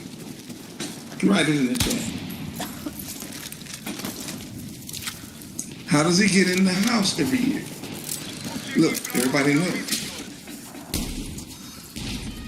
Some of y'all writing chimney in the chat ain't got no chimney in your house. You ain't got nary a chimney in the house. You living in an apartment.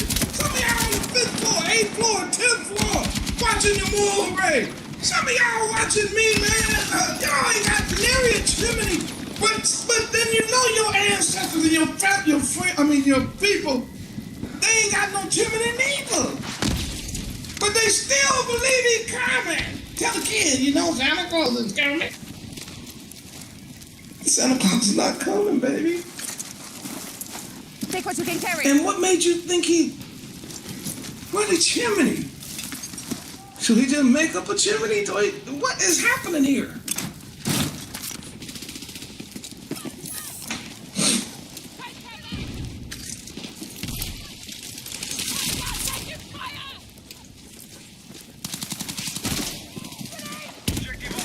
The reason why I'm bringing this up is to show you how much you know about nothing. And then I'm going to show you how much you don't know about something. Because Christmas is fake. It's a figment of people's imagination. It's a time for wickedness and debauchery.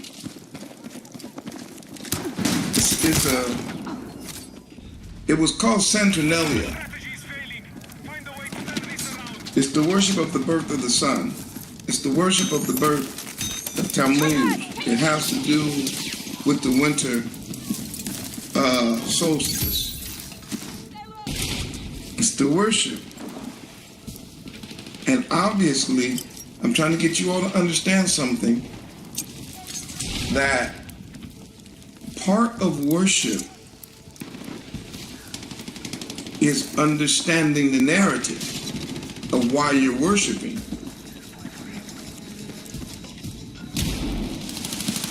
When you study Christmas, the reason why people, for some reason, I don't know what's going on in the mind, but they don't feel like that's worship. But you know everything about it. It's worship. You know all the songs. You know the prayers. You know the food. You know the date. You know how long it lasts. You know when to put up a tree. How long to leave it in your house. You know when it's supposed to come down. You're supposed to, you know what I mean? What food you're gonna serve? It's gonna be that nasty pig. It's gonna be them swine, no matter what, the hams and all that. It's gonna happen. Y'all know it. You're gonna follow it up with some pig intestines and some pig shite. You're gonna eat that. Then you're gonna mix that up with some other kind of possible abomination. You already know the whole routine. It's worship. And why is it that this heathen wanted you to know so much about this fairy tale?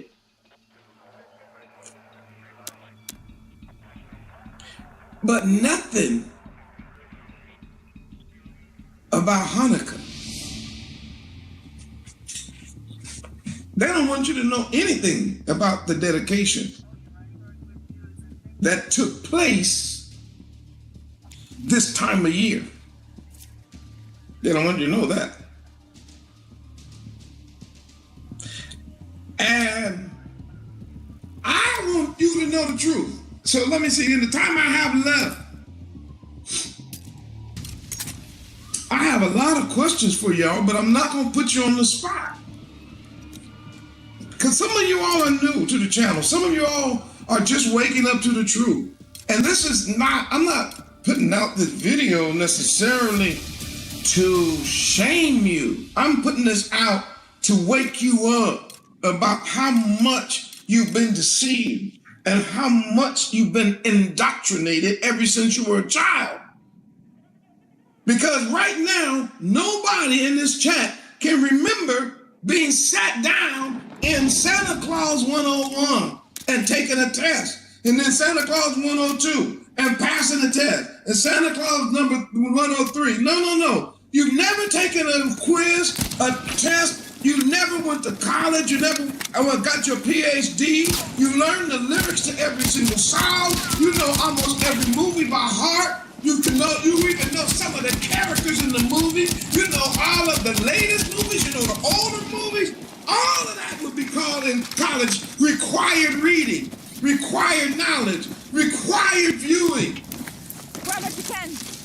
And you all right now would get an A in the satanic ritual of Saturnalia. Now you wouldn't get an A plus because some of y'all don't know about Black Pete. So that you might get a mark off for that. They don't teach about Black Pete. But those in the Netherlands and places like that, they know the Moray truth. And you don't know about Crumpet because they don't teach you that that's the other side of white Santa Claus. He's a demon. And they paint him black. And it's the most hideous demon. Boy, you look at the way these heathens come up in their imagination. He's the ugliest, most hideous demon with fangs and his mouth dripping blood from eating children, kids, babies, adolescents. They kill and maim and torture and eat children. See, you would miss the mark if they were giving you a test, but you would say, I didn't know that. Yeah, that was the extra credit that you didn't read in the back of the book. We have an early advantage. Mission is on target. Hanukkah exposes something. And tonight, I just want to talk about it exposes the cover-up. The reason that they needed a story to tell us was to cover up what was really going on in our lives among our people and what happened to us this time of year. Take what you can carry. So they created a cover-up story and got us involved with the cover-up story. And it's so sad because the story that they covered up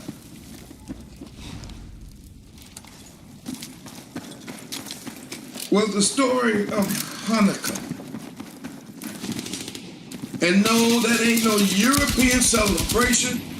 This celebration comes straight out of Northeast Africa.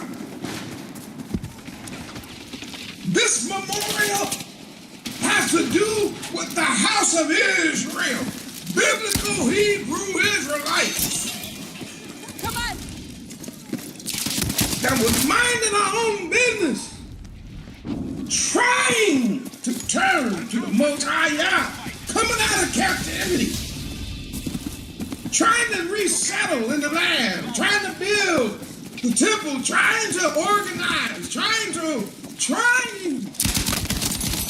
return to the Elohim of our forefathers after being in captivity for 70 years in Babylon.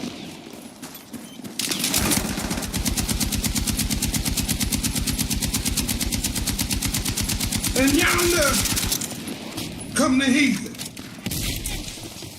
Now,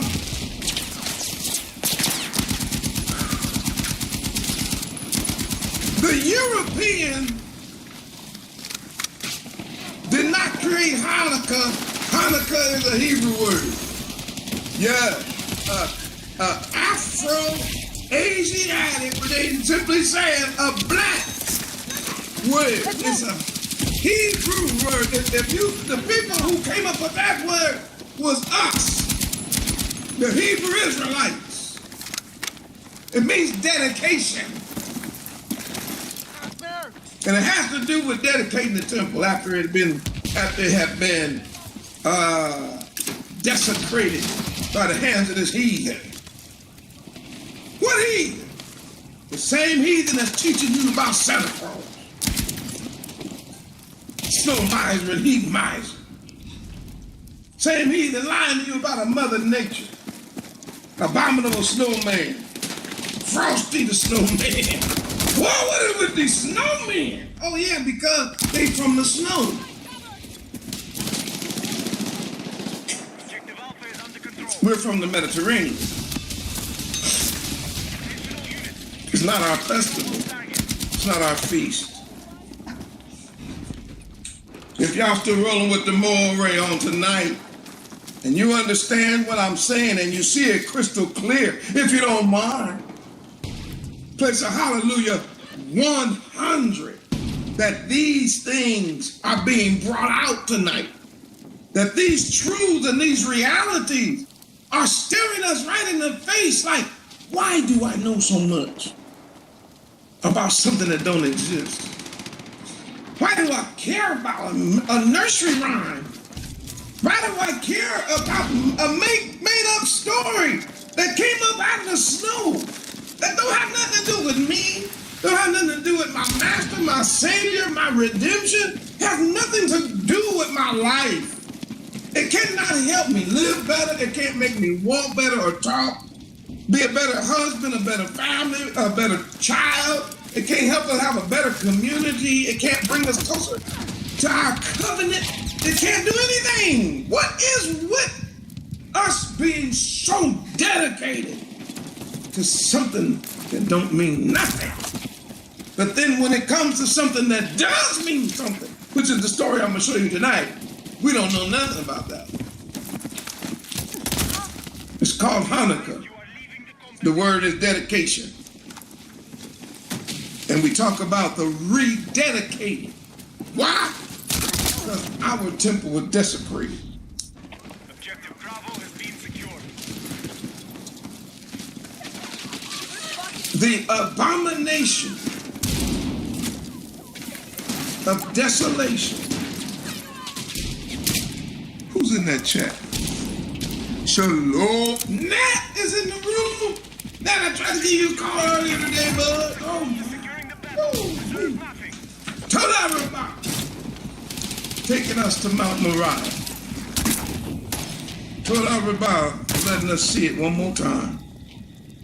And how beautiful and how perfect the word of Yah is.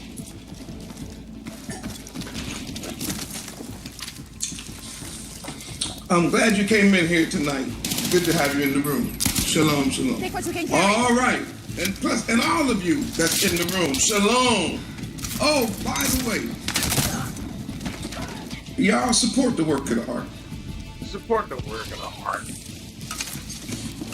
How do you do it, Maury? Through tithes and offerings. Why should we do it? It's biblical. The ark is full time. And yes, I'm the one that I make the videos, but I've also been tasked with raising the monies for the ark. It's part of my task of asking that you all would actually look in the Bible and see the tithe and offering and see this ministry worthy. See that it fits the biblical description of a ministry that you want to support that's teaching you the Torah. We don't have to worry about no chandeliers and none of that kind of thing. We ain't talking about no jets and all that. I don't care about that stuff, but the point I'm making is when you give to this ministry, you are giving to a ministry that's teaching you the Torah, which is the actual Bible, the Word of Yahweh. We ain't giving it to no Easter egg hunts and Christmas parties and trying to raise money with chitlin struts and whatever else y'all be, them heathens and them slumber brews are doing in the so-called churches. We don't do that. We take the money that's being brought forth and we focus primarily on one thing, studying the Bible and making sure we teach it to you as clear as we possibly can. And then we invest money into the ministry so we can do meetups, so we can do preaching events and teaching events and workshops, so that we can do our feast days, so we can take care of our staff that's full-time and part-time and sponsors and sometime. Yes, it's very positive. So I would ask that you support through the tithes and offerings, especially if you're learning and especially if your eyes are opening up to the truth. All right, I forgot to start my that's why I keep looking at the time, because I forgot to start my little timer that I have. I left it in my bag. So I want to just start off saying, this book right here, called the Apocrypha. When you bought a Bible back in the day, I have one. Matter of fact, I got two. When you bought a Bible back in the day, this book was inside the Bible like this. And where it was situated in your Bible, this is back in the day. When you bought a Bible, especially if you go get an old Bible, even a King James Version, which you already know, I done told you about that King Jimmy. Got a lot of issues, I know. But this is what you would do. It would have Malachi, and at the end of Malachi, it would be a book inside of that called the Apocrypha. So you'd be reading the Bible, and then you get to the Apocrypha, and you would read the Apocrypha, and then you would be in Matthew. That's the way it used to be. And the reason that they called this the Apocrypha was because of the fact that they could not 100% validate everything in the Apocrypha with the rest of the Bible.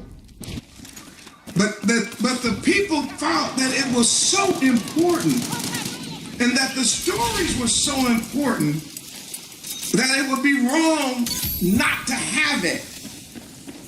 So they made sure that people understood that it was in the Bible, but it was not necessarily as inspired as the 66 books. That's what they did. So they said, look, we ain't gonna leave it out, we're gonna have it in. Right? So then everybody back in the day grew up understanding the Apocrypha, or at least it was in the Bible. But then, ain't it interesting that around the time of the slave trade, and during that time, during slavery, they start taking it out. And the closer they got to releasing the slaves, they were pulling this out of the Bible. Let's go. So why do you mention that, Moore?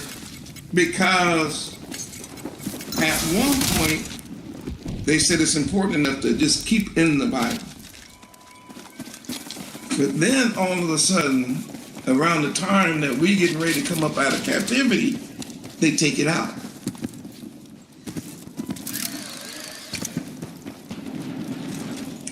So because they took it out, it made us believe that one, it should have never been there. Or two, it's all fake.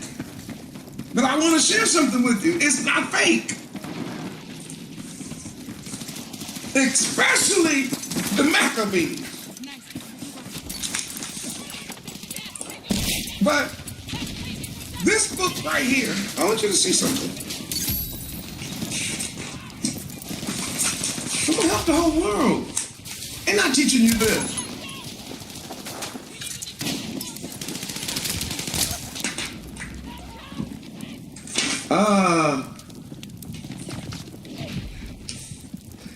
It furthers the university's mission by disseminating knowledge in the pursuit of education, learning, and research at the highest international levels of excellence. The people that wrote this said, we gotta do the best we can. I want to show you one of the books, because the Apocrypha has in it other books. So you see, there's first Estrada, second Estrada, Esdras, Tobit, Judith, the rest of Esther, the Wisdom of Solomon, Ecclesiasticus, Baruch, the Song of the Three Holy Children, the history of Susanna, Bel and the Dragon, the Prayer of Manasseh, and then Maccabees 1 and Maccabees 2. So that's in this book. There's more than one story. Or there's one more book in here. Just like there's more than one book in the Bible. All right? So I just want to put that out there. Why? Because when you get to the book of Maccabees, the first book of Maccabees is real. When we read the events recorded in the first book of Maccabees, Take what you can carry. in the world of higher learning and higher education internationally, it has been proven that all the events in the book of Maccabees actually happened. In other words, this is real history. This ain't no Santa Claus. There ain't no damn reindeers. This ain't he miser, snow miser. This ain't none of that kind of, no. This is real history. and secular and sacred. That's biblical and non-biblical sources state and agree that Antiochus Epiphanes was a real king after Alexander the Great died. Well, they say Alexander the Great. I say Alexander the Freak. Woo! He was a freaky dinky. He was a freaky diddler before the diddler. Boy, him and the diddler would have had a party that y'all know nothing of. Woo! Y'all thinking that boy, this dude right here. Take what you can carry. Everybody knew it, dude. He was a freak. And he was so messed up mentally. His mind was so debased. All he could think about was freak-offs and murder. Freak-offs and killing. Freak-offs and conquer. And then freak-offs some more. He forced all of his soldiers to have freak-offs with each other, so that all of the army was sexually involved with each other all the time. He believed in his heart that if they are having sex with each other, it created a stronger bond and made them fight harder for the life of their lover. Alexander the Freak. Alexander the freaking me. And he was so bloodthirsty. He was so sickening. He was so disgusting as an individual that it is told that he died, what they believe is of venereal diseases. And when he was dying, they said he was crying. So he cried while he dying, and they asked that fool, "Man, why are you crying?" They thought it was because he was dying. He said he's crying because he didn't have no more worlds to conquer. He was crying because he couldn't do no more killing, burning, raping, pillaging. He was crying because there was nowhere else to go steal, to ruin, to burn.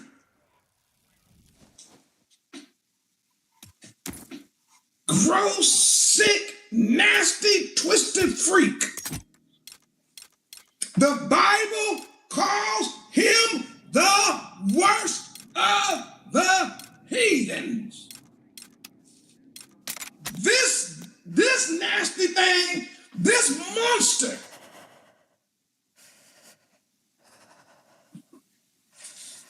was not happy just fighting people next door to him.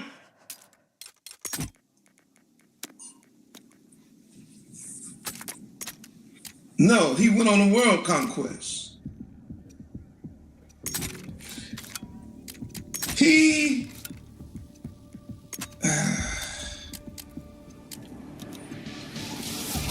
was a whoremonger Time and to a go to warmonger. work, boys. I need multiple shooters. Multiple shooters.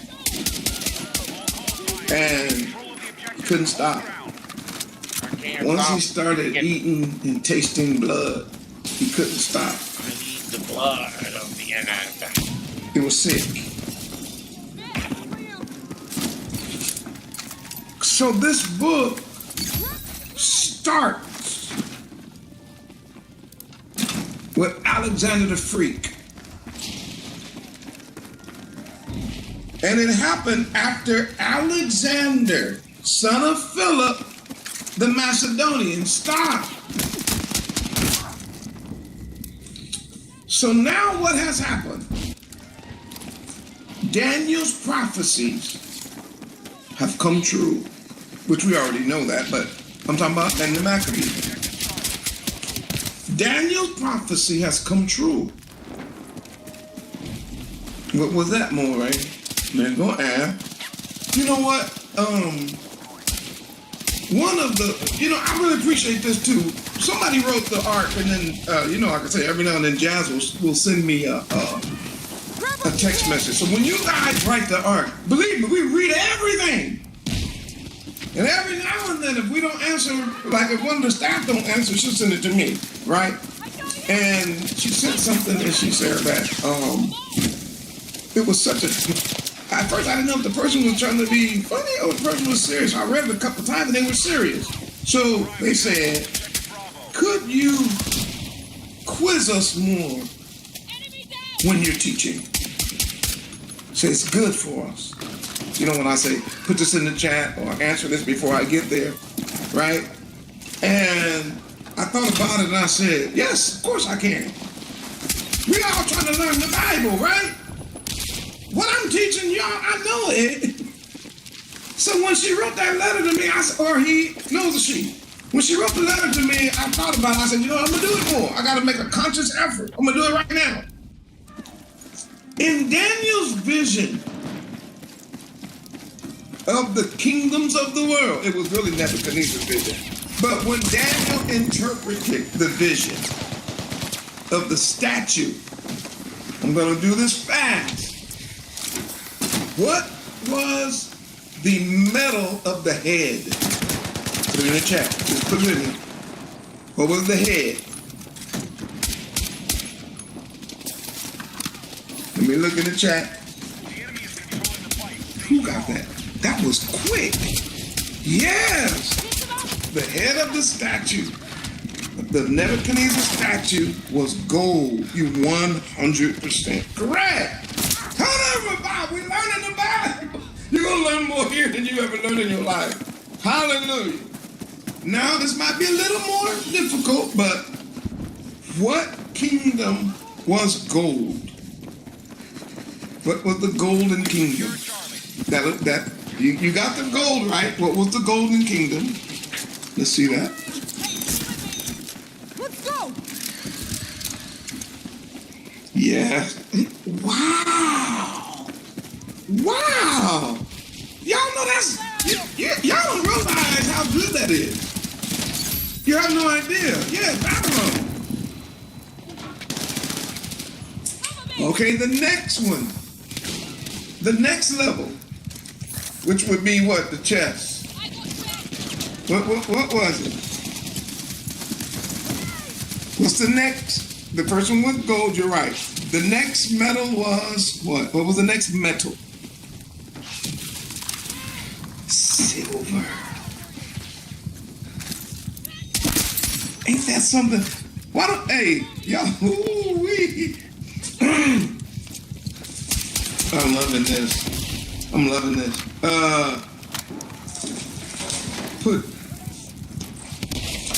Do you know what kingdom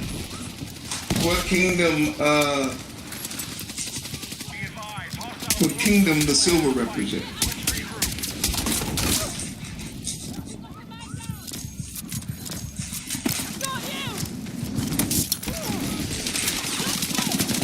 So here, let me get that. I'm trying to find that verse. Hold on, let me get up with y'all.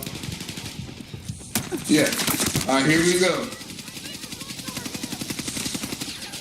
Do y'all know what chapter that is? I just got it in my Bible. Exactly. Thank you, Z. She got it in the chat. Look at y'all putting it in here. All right, so let's go ahead and get it. So Daniel chapter 2, the great image. Right, this was Exodus, good before the verse 32. Daniel 2:32. This image head was of fine gold, his breast and his arms of silver, his belly and his thighs of brass, and his legs of iron. His feet, part of iron and part of clay. All right?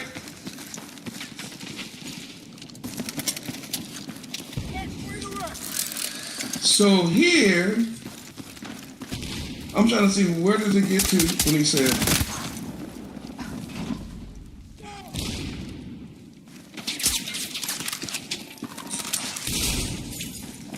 Oh yeah, here we go. And it says in verse 38, and whithersoever the children of men dwell, the beasts of the field and the fowls of the air of heaven hath he given into thine hand, and hath made thee ruler over them all. Thou art this head of gold. And after thee shall rise another kingdom inferior to thee, and another kingdom of brass, which shall rule over the earth. And the fourth kingdom shall be strong as iron. For as much as the iron breaketh in pieces and subdues all things, and as iron breaketh all these, it shall break in pieces and bruise. So, this kingdom here, we're talking about the Medes and the Persians.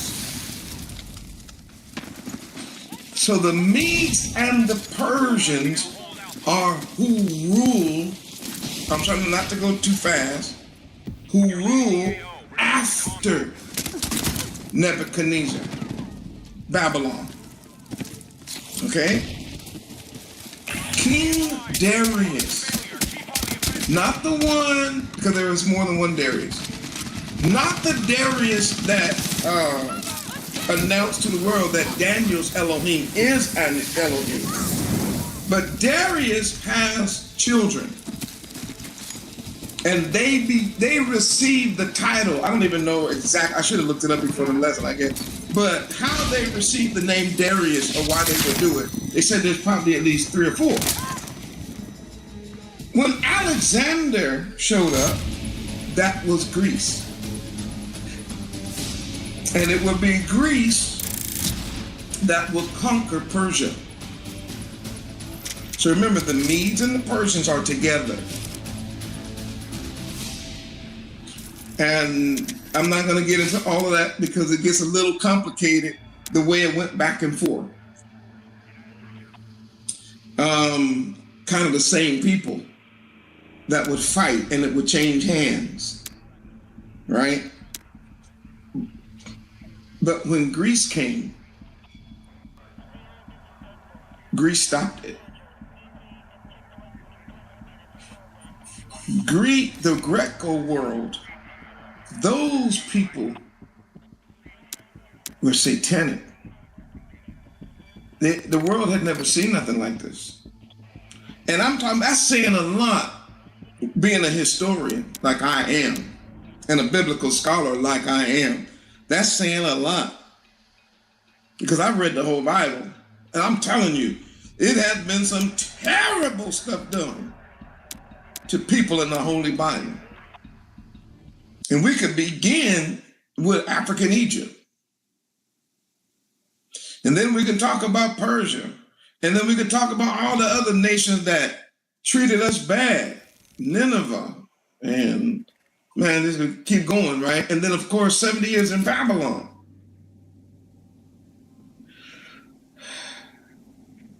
But we had never seen nothing like them Greeks. Especially nothing like this freak. People, our people, the Israelites, we started believing that this guy was Satan incarnate. That he was Satan in a body. You have to think about that. Out of all the wickedness in the world, our people had never seen no wickedness like this. Unbelievable. So this guy, again, like I told you, he's a nasty, dirty, sick freak. All he could think about is killing and plummeting and pillaging, and it was just nasty. The world, as a matter of fact, the Bible says he was the son of Philip the Macedonian, who came out of the land of Chittim. He had smitten Darius, the king of the Persians, and the Medes. Remember I told you that the Medes and the Persians, it went back and forth, and he reigned in his stead. And he was who? Let's go. First over Greece. This is not just the book of Maccabees. All history records Alexander the Freak. They got statues of him. They still have renditions of him. We have captured Alpha. This dude was sick, man. And he died wishing he could conquer more people, kill more people. Unbelievable. So he died. And verse 2. I'm trying to get ahead of myself. And he made many wars and won many strongholds and slew the kings of the earth. Told you, just went around, just woke up one day and said, I'm going to kill everybody.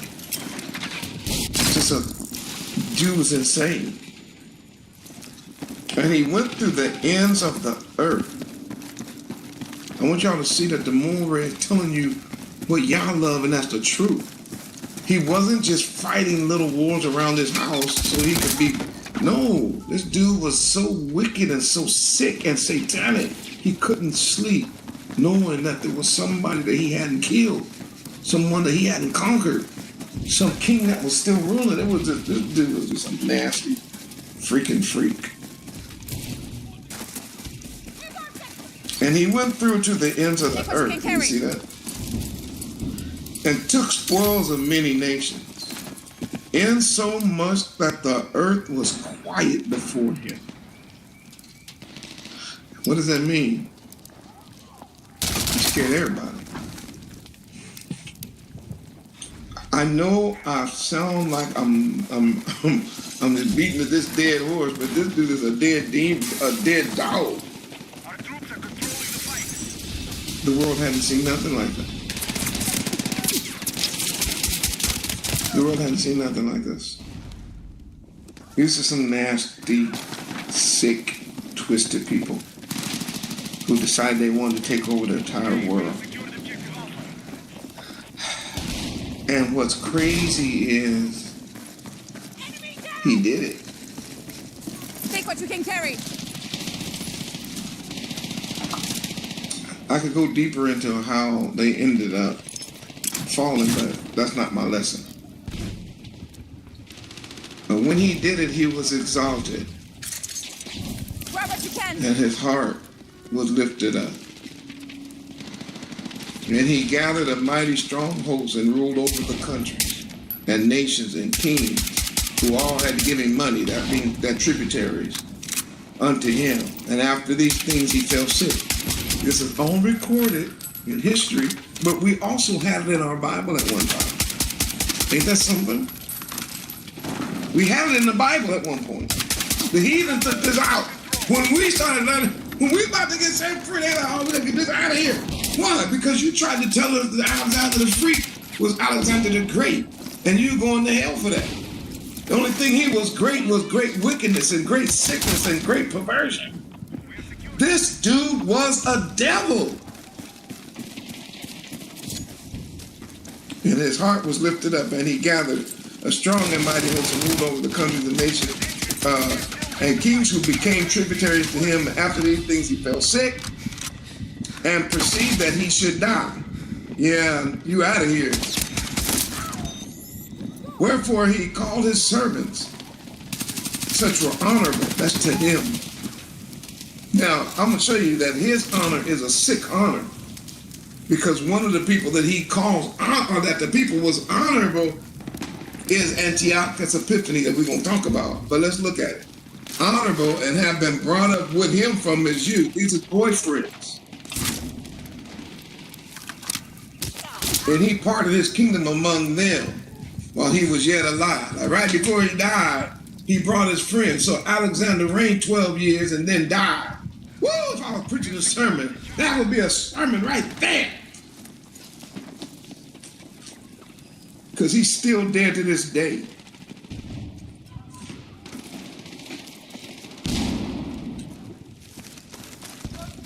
Verse 8. And his servants bear rule, every one of them, in his place. They didn't taught you this in school, did they? You went to church your whole life. Nobody taught you this story. The Mormon gonna teach it though. You didn't learn this in kindergarten. You learned about snowmen. You learned about corn cob pipes and button noses and stuff.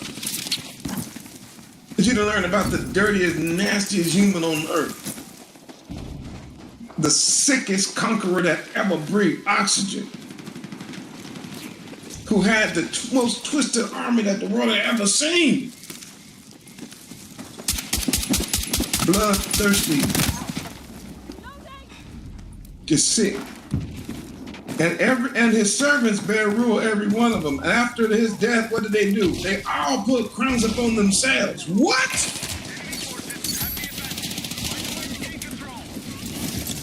His friends crowned themselves and made themselves king. Do y'all remember? I've been teaching a whole lesson titled Counterfeit Kingdoms. These are all counterfeit kingdoms. The reason that they were able to fight and conquer was because they were nasty. These were some sick, twisted people. It's hard to even read it sometimes. After his death, they all put on crowns, so did their sons after them, many years. And Maccabees chapter 1, verse 9, and evils were multiplied in the earth. That's the Bible. The heathen told you that was a good thing when Alexander went out. That's not what the Bible said. The Bible said, no, that was evil that went out of Greece. This is the beginning of the worst of the heathen. And I know y'all gonna look at this and go, more it can't get no worse. You a lie.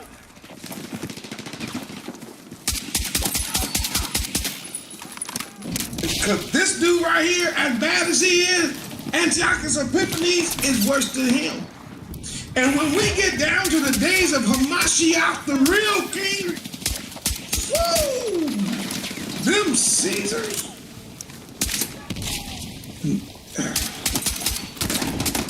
that was worse. Blood, thirsty, animalistic, base heathens. It's unbelievable when you read this. And what time is it? Oh yeah, we just telling a story tonight. Can we stay in the room a little longer? Administrators, if you don't mind, stay in the room a little bit longer. Would you put a 12 for the 12 tribes of Israel if y'all can stay with the Mormon a little bit longer? I know it gets late. She says she can stay. Nat can stay. Oh, okay, we got some administrators that can stay. All right, the rest of y'all that want to stay in the room with the Mormon, told I'm about for them 12. Because I got to get through some of this. I wanted to stop, but I was just looking at it. I got to mention it. Because y'all not going to believe it. And you're going to see why they don't teach you this. You're going to see why they don't teach you. Listen to this. And evils were multiplied in the earth. That sounds like the beginning of a horror movie, don't it? And it's true. It was the beginning of a horror movie. But it wasn't a movie. It was real.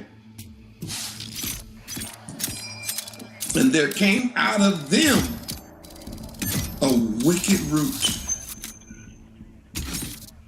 Antiochus, surnamed Epiphanes, son of Antiochus the king, who had been a hostage in Rome, and he reigned in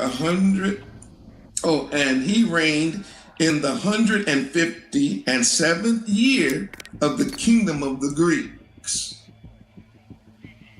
In those days, there went out of Israel wicked men. What?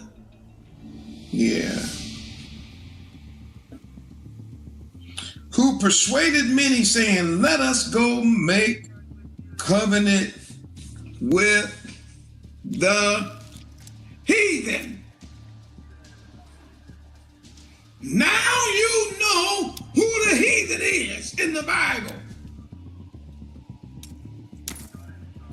This Greek, these Greeks, and this Antioch, those are the heathens. And y'all be laughing at the Moray, poking fun at the Moray, think I just be talking. Man, he calling everybody a heathen. But y'all don't know.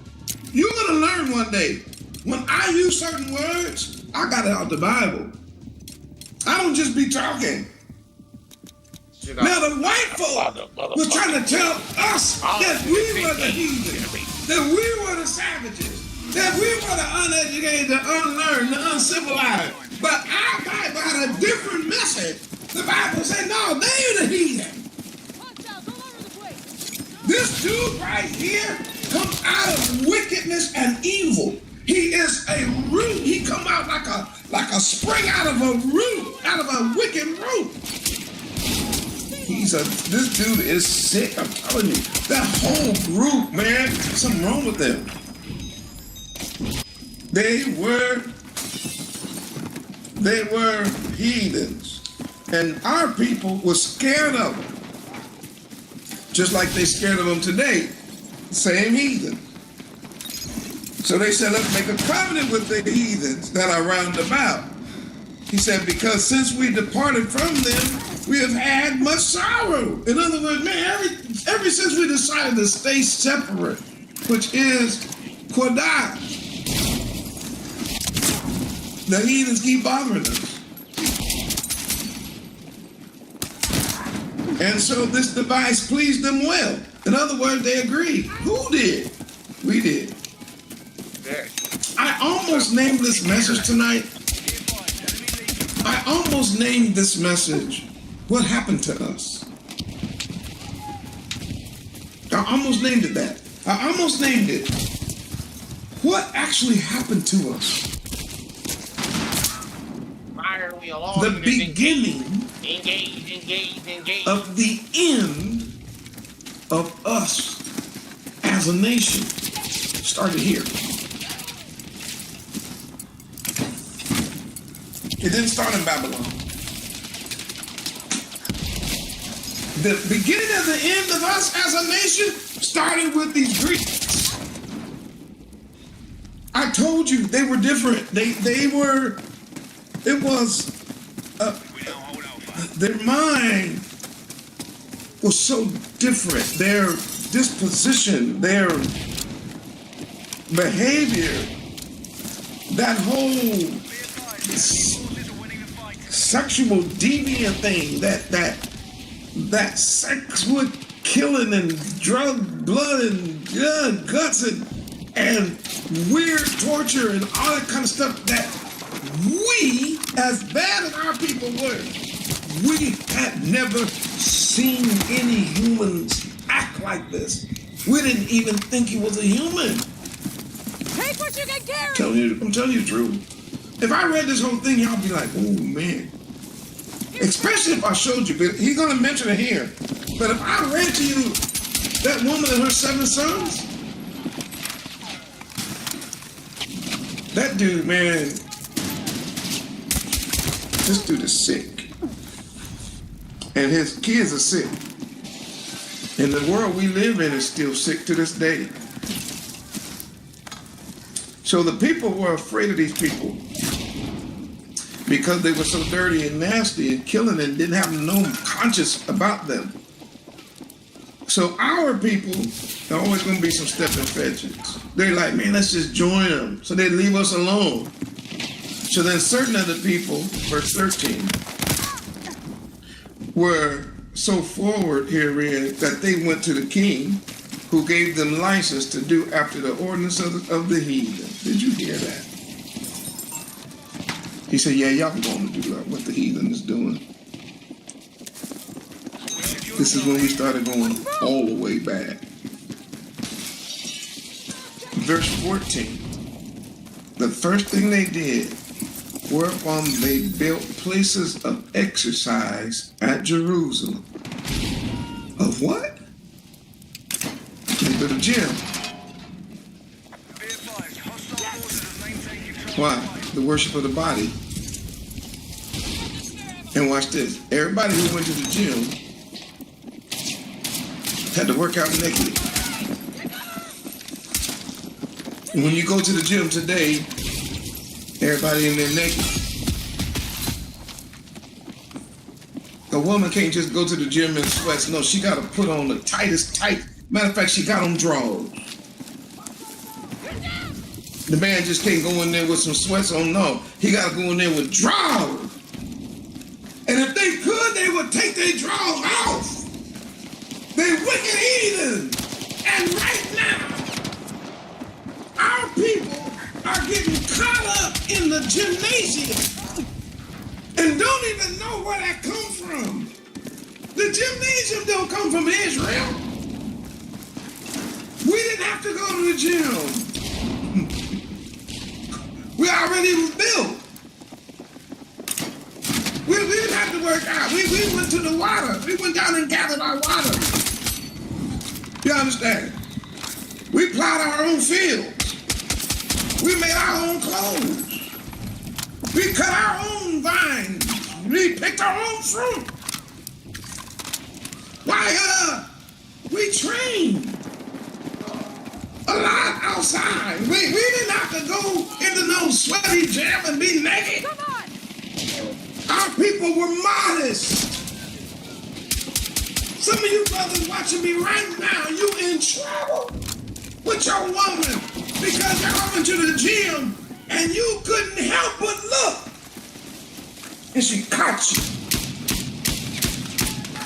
But the Moray is trying to help you. Hostile forces have maintained control. It's hard for a real man not to look at a naked lady. So, sister, if you went with your man to the gym, knowing everybody in there is naked, you better cut him some slack. Now, if he cut his eyes at a dude or another man, oh yes, now you need to be suspect.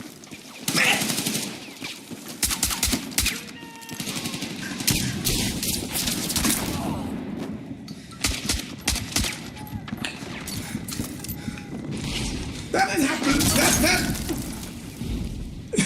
That didn't happen by accident.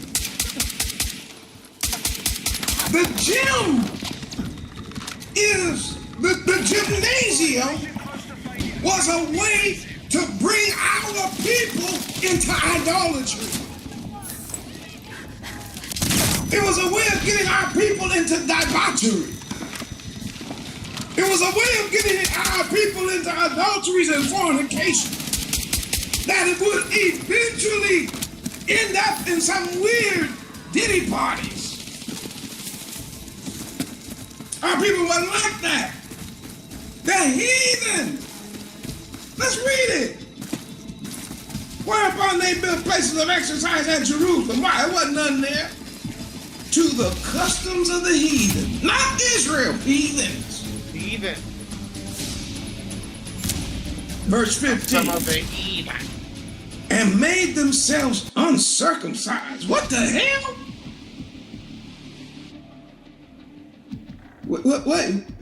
What? They had to go naked.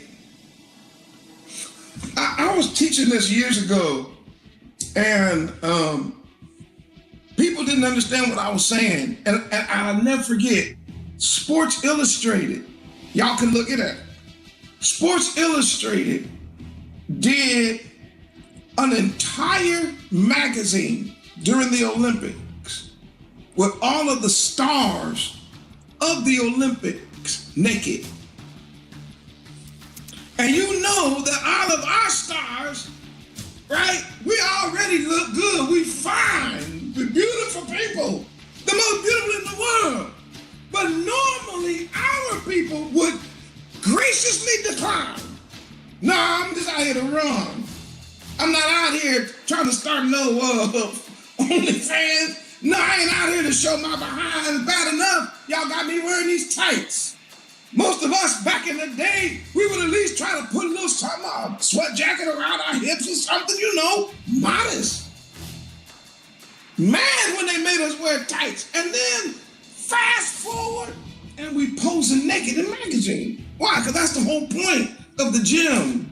I know that y'all don't understand that because you caught up in the gym. Don't get mad at the movie. I said I'm going to show you where it started. The Greeks started it. And I told you they had to go into the gym and become naked. Just like today, you go in the gym, you in there half naked, right? They was all naked. They were like, man, no reason being half naked, might as well be all naked. So they realized that they were circumcised. And because that European heathen was uncircumcised, they wanted to be like him so bad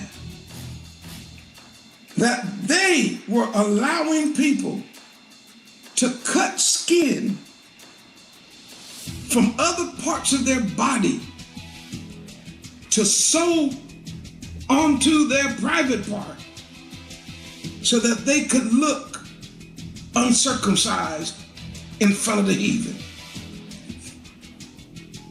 Now, if y'all follow that, I needed you to put at least a 200,000 in the chat. I said they were cutting other parts of their skin in order to sew it on to their private part so that they could appear in front of the heathen as uncircumcised. What does that mean? It means that they were trying to get away from the covenant. Because our covenant was a covenant that required circumcision on the 8th day. That represent that we are in a covenant that Yah made with Abraham. He told Abraham, look, everybody in your house, bud, starting with you. And therefore, all of us, Abraham, Ishmael, all the servants, Isaac, Jacob, the 12 tribes, all the way through captivity, and now we are at the time, remember, they killed Darius, now the Greeks are in control, and now we talking about, I got circumcised, I wish I would have never been circumcised. Now you seeing where it come from. What else? Just reading. He says they forsook the holy covenant. I just mentioned it. In verse 15. And what happened? And joined themselves to the heathen. They're called heathens again. They're so wicked. And look, and they sold all the way out, which means they were all in to the Sodom and the Gomorrah. They were all in. They were all in with the baby oils. They was all in to slipping and sliding. They was all in. They was all in to that which is sickening and gross. They were all in to that which caused the destruction of Sodom and Gomorrah. They were all in. Just like today, they have convinced our people today to be all in. Sold out to what? Mischievousness and wickedness. Verse 16. Now, when the kingdom was established before Antiochus, he thought to reign over Egypt, that he might have dominion of two realms. I told you they can't sleep, knowing that somebody is free. He like, man, I'm gonna go kill Egypt. I'm gonna take that too. So what did he do? Wherefore he entered into Egypt with a great multitude, with chariots and elephants and horsemen and a great navy, and made war against Ptolemy, king of Egypt. But Ptolemy was afraid of him and fled. And many were wounded to death. He just went killing. They just wake up in the morning with violence in their mind and they go kill. That's what they do. These people wasn't bothering them. Thus they got strong cities in the land of Egypt and took the spoil. Oh, that's how they got their stuff. They stole it. I know this is something that's over your head a lot. But everything the Europeans have that are of value, they stole it. They killed people and took it. Their value is not intrinsic. Their value is not built in to their own nation and their own customs and their own ingenuity and their own imagination and their own artwork and their own music and their own philosophy. No, no, no, no, no. Everything that you think the European has on his own, when you research it, you're going to find he stole it. Pythagoras did not come up with music. What the hell is wrong with y'all? First of all, music is in Genesis. I ain't got time to deal with that. Music is in the book of Genesis. So let's just start there. But nobody was a better musician than David. David could play the piano, which is a harp. David could play the harp so good, he could run the devil out of somebody.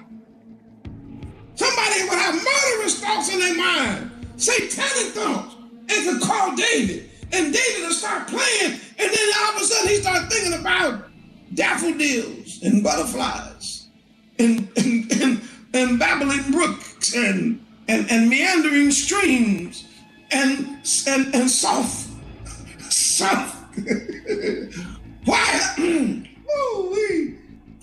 pastel-like sunsets and sunrises. Why? Because David would start playing.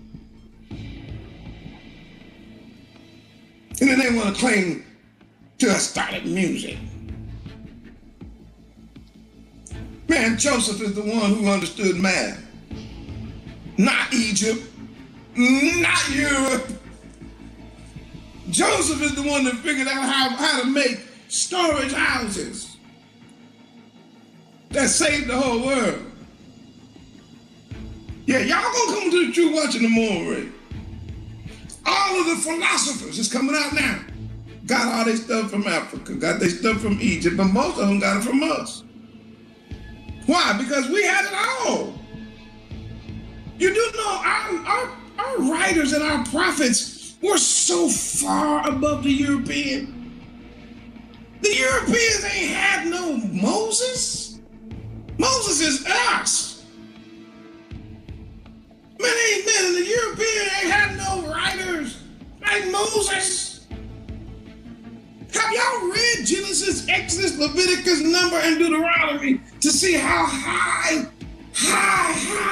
brow literature that is? Europeans ain't have that. Have you read the conquest of the Promised Land by Joshua? Have you read the story as the victories, the struggles, the successes, and the failure of the judges? Have you read the love story of Ruth and Boaz? That white man ain't got no books like that. That Greek, when he came down under Antiochus Epiphanes, he did not they ain't never had nothing like that. We been had that. They never had literature like Queen Hadassah, who was so fine and so beautiful that while everybody else was putting on clothes to impress the king and trying to be fancy, she said, I don't need to do none of that. Just give my regular clothes. They have nothing like that. But she said, nah, I'm just going to go in like I am. And he looked at her and said, there she is. That's my queen. We married. That's it. Girl, what you want? Up to half the kingdom, you can have it. And don't think the more you're talking, that's in the Bible. nothing like that. They don't have, the Greeks didn't know nothing but freaky and killing, plummeting, pillaging. They didn't know, they didn't have highbrow literature. There was nothing that you could read coming up out of that place or anywhere in Europe where you could,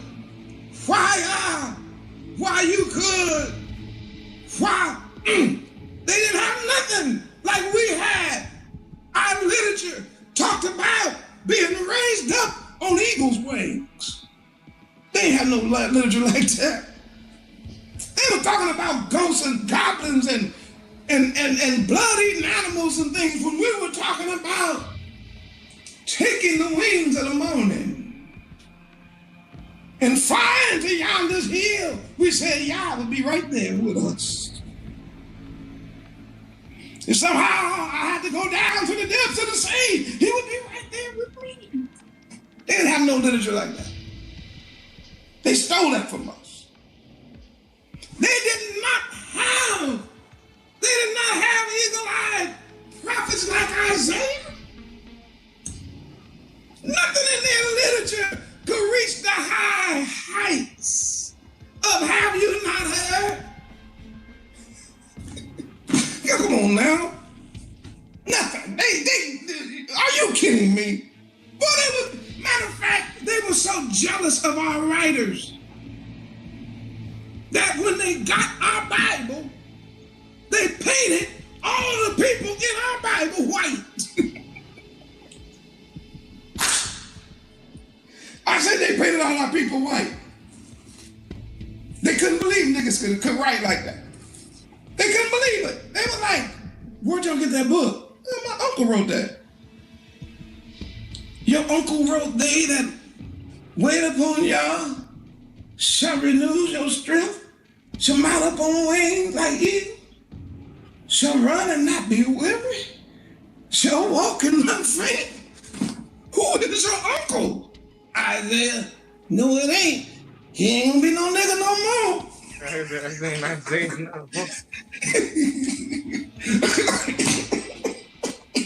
Boy, look here. Boy, they grabbed the whole of our rifle. They said, oh, wait, hold on. We got to turn all this white.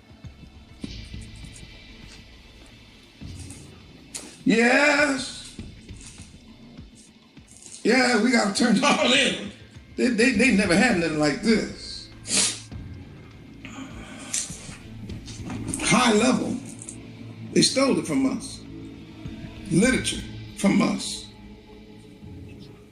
History from us. Mathematics from us. How to plant from us. How to let the land rest from us. How to wash their hands from us. How to be clean from us. How to get rid of mold out your house from us. The order of the family with Yah first. From us. The right proper order. Hamashiach is over the man, but the man is over the woman. And the woman is over the children. And the children will be over the dog and cat. Them heathens had that thing flipped all upside down. The dog came before the wife. The wife could boss her husband. The children were running wild. What are y'all talking about? Everything they got from us. Maury, why are you putting the emphasis? Because I want to show you they stole it. You think that they're teaching you something, Israel. But I want you to, those of you who are watching the Maury right now, look inside of your DNA. When you close your eyes and take a deep breath, ask Abaya to unlock what the heathen locked. Ask Yah, open my eyes to what he shut. Show me who I really am. Because he lied and said I was a nigga, a coon, a spook. I thought I was just a heathen. Because what you're looking for, you are already it. So your search is going to be in vain. trying to look for something that you already are.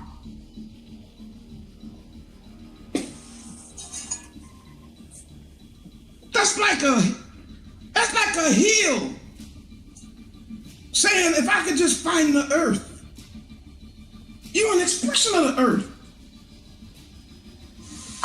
That's like a wave of the water. That's like an ocean wave saying, boy, I wish I could get to the ocean. You are the one. What are you talking about? What you looking for, I keep telling y'all, my job is to wake up Jacob. I'm not trying to make Jacob. I'm just trying to wake up Jacob. You need to know you don't have to search for Jacob. You are Jacob. You don't have to search for Israel. You are Israel. You don't have to search for Yah's people. You are his people. And the sheep of his pasture, the apple of his eye. I wish y'all could do it. I really wish you could. They got you messed up. I keep telling y'all this, and I'm going to keep telling you. You don't have to search for beauty. You are already beautiful. It's the ugly ducks that's jealous. But you don't believe me. I don't know how to make you see it. The swan in the story of the ugly duckling was not ugly. The whole point of the story is you only are ugly duck when the ugly ducks don't know that you ain't a duck. You're the swan. You don't have to do your hair like your hair is the best in the world. Your skin is the best tone. Whatever y'all gave you is the best. Look, I'm gonna say something too. I don't care if you got vitiligo. What's that called? Am I pronouncing it right? Look, you look better with your vitiligo than they do without it. And now all of a sudden people are starting to realize that. Everybody was painting it, but now all of a sudden they went, hold on, man, this is kind of funky.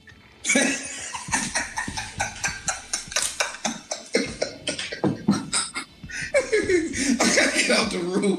Yeah, I'm digressing. But it's happening. People are like, man, hey, got a little light over here, a little dark right here. Hey, that's kind of cool, man.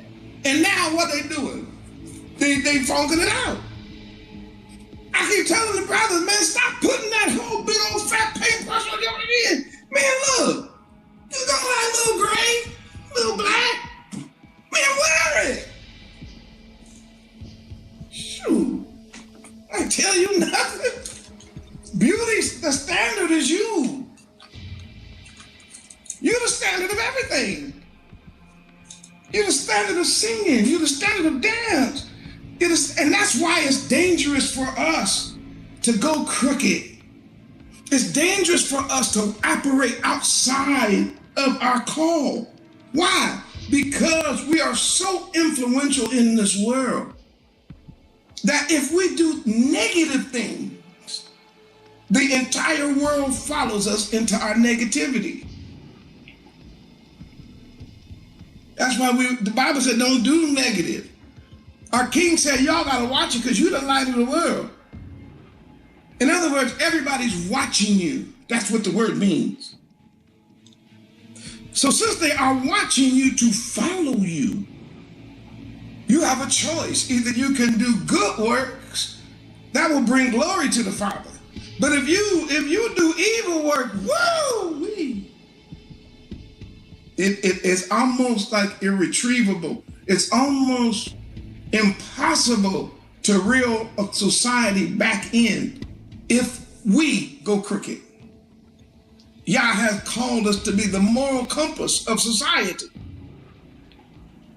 That's why he said, if you lose your savor as the salt, then you're good for nothing but to be cast out and trodden under the foot of man. Stop looking for who you already are and just wake up.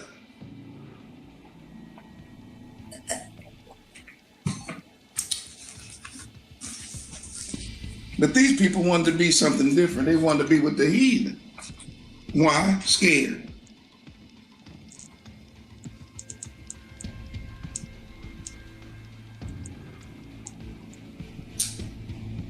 And so you saw, that Egypt was taken. And then they took all the stuff out of Egypt. The heathen did. And after that, Antiochus had smitten Egypt. He returned again in the 140th and third year and went up against Israel and Jerusalem. Did you see it? Why? Because Israel and Jerusalem is next door to Egypt. Now you got Negroes going around talking about the Holy Land ain't in the place that it said it is. I don't know what to say. It was right next door. That's why he took it. Now, what did he do when he got there?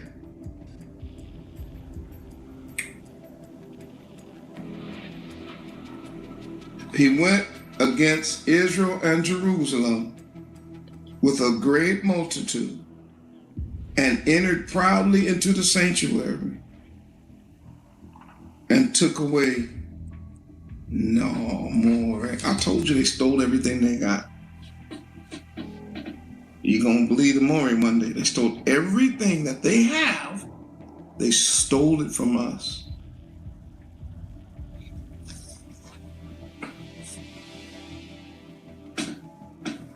And we're going to learn about some chimney, some Santa Claus, some white man bringing gifts on this time of year. No, we're supposed to be learning that this is when they came down and took everything from us.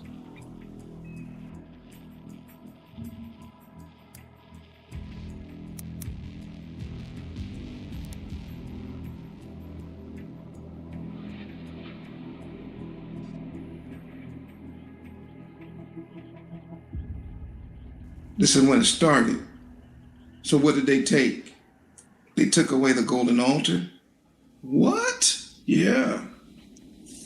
When y'all go to the museums in Greeks, you go to a museum in Rome, and you go to museums all over Europe, and you see all of those artifacts, they took it from us. And it was recorded that they took it. I'm not making it up. This used to be in the King James Bible, but they took it out before they set us free. They didn't want us to read this part. What else did they take away? And the candlestick of light, what is that? Y'all write that in the chat. What is our candlestick of light? Write it in the chat. Let me see if anybody knows what he's talking about. Z, you are right as rain.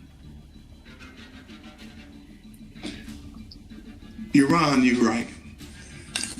Brian, and boy, they moving so fast now. Yadi, I can't see it. Yes, the menorah. You see it, the menorah. Phantom got it. The menorah. Yourself. Shalom, yeah. Bruce, you got it, the menorah. Yes. I keep telling y'all. They got our stuff. When they took our stuff, they created a religion based on our stuff. I'm not going to do this tonight because I'm just trying to show you. You see how stupid Christmas sounds now? You see how ignorant and how asinine and how childish? We're talking about Santa Claus and stuff. Instead of talking about what Antiochus Epiphanes did to us when we were trying to mind our own business, when we were trying to actually keep the Torah, we were actually trying, you see what Alexander did to the mindset of the people, made them want to be heathens? Do you see we started going crooked?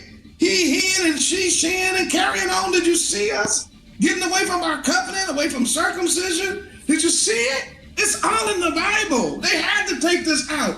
Because they knew that if we read this, we would put, wait a minute, hold on, say it more, right? 2 and 2 together. They said, wait a minute, hold on. If they read this, if they start reading this book, they're going to be like, wait, hold on. Alexander wasn't great. He's wicked. Antiochus Epiphanes was full of Satan. They took our stuff. Oh, I know what I wanted to mention here. Before I move on, what time is it? Okay, before I move on, I wanted to mention right here, this is why you need to know that what y'all call the New Testament was not written in Greek. The Greeks did not know our Bible. They stole it. They stole our menorah. They stole our writing. That's when we get down to these treasures. That's the treasure. Our treasure was the Torah. It was written in Hebrew. So the Septuagint cannot be the original. This is the first time we have interacted with this freaky Greek, these satanic people. We ain't never dealt with these people before the first time. So how do they know our Bible better than us? How do they know Genesis better than Moses? Exodus. I heard somebody trying to argue with me about the Septuagint versus the Hebrew. And you know, I'm trying to quit cussing. Y'all gotta pray for the Moreh all the time. But certain things, in my opinion, deserve to have choice words said. How do you even put your brain to say that the Greeks understood our Bible better than us and we wrote it? Well, in the Septuagint, nigga, who gives a damn about the Septuagint? When we sit here with the Hebrew text and we're learning how to read it and write it, we're learning how to do it fluent. It's coming. There's people watching me right now that are reading Hebrew fluent. I say fluent. They don't need no English in the book. They just open it and it's just all Hebrew. And now they're getting the understanding. Yes. And now when we look at the Greek, we go, wait, no, the Greeks got that wrong. They done messed up right here. Yeah, you can see where they misinterpret something. Why? Because it's not theirs. And they did the same thing to the quote-unquote New Testament. It was also written in Hebrew. They don't know our prophets. They don't know our people, our preachers. I mean, they weren't concerned about that. Let me keep reading. Let me show y'all. They took away the golden altar. They took our menorah. And they took all our vessels. What vessels? All of our cups. All of our snuffers. All of our spoons. They took everything that we had that reminded us about Israel. They stole it. It's in the Bible. And the table of the showbread. Wait, what? Yeah, the Europeans didn't come up with the showbread. That was our thing. The showbread, remember, represented the 12 tribes of Israel. It was the bread that had to be cooked every day in order to show the people that Yah was a constant provision. He was the constant provision for the house of Israel. So the showbread was set up on a ledge. Remember David said when he was hungry, David was like, man, I'm starving. But they were like, man, me too. And boy, one of them fellows that hang around David said, boy, my belly feel like it's wrapped around my backbone.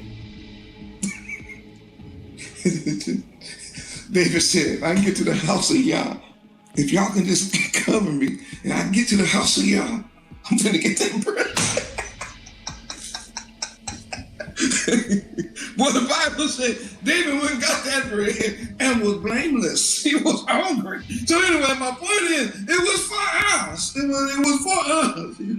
But that ain't no European story. That didn't come from the Greeks. That didn't come from the Romans. That didn't come from China. That didn't come from Russia or Germany or the Americas. That's a Hebrew Israelite story. That is our table. They just took it. So now our people don't know anything. Watch. So now right to this day, our people in captivity, we don't know about our golden altar. Why? Because they stole it. We don't know about the menorah. Why? They stole it. We don't know about all the vessels we had. Why? Because they stole it from us. We don't know about the showbread. Why? They stole it. And the pouring vessels, and the vials, and the censers of gold, the veils. They took down the veils. Dang! And the crowns. Oh, our kings had crowns. And we didn't know that. Why? Because they stole all the crowns. And the golden ornaments that was before the temple. We don't know nothing about that. All these are scriptures, all of which he pulled off. Wait. Oh, that's right. Now you remember, don't you? That some of the stuff that we had in the temple was overlaid with gold. Some of the things that we had were overlaid with gold. This dude, man, took a chisel. He had hammers and people separating the gold from the stone, separating the gold from the wood. This is pillaging at its finest. That's why we think we don't have nothing, because they stole it all. I'm not even getting to the point that one of the Dariuses, right, is the one who gave us permission to take our stuff back and rebuild our temple. But that's not my point today, so I can't get into that.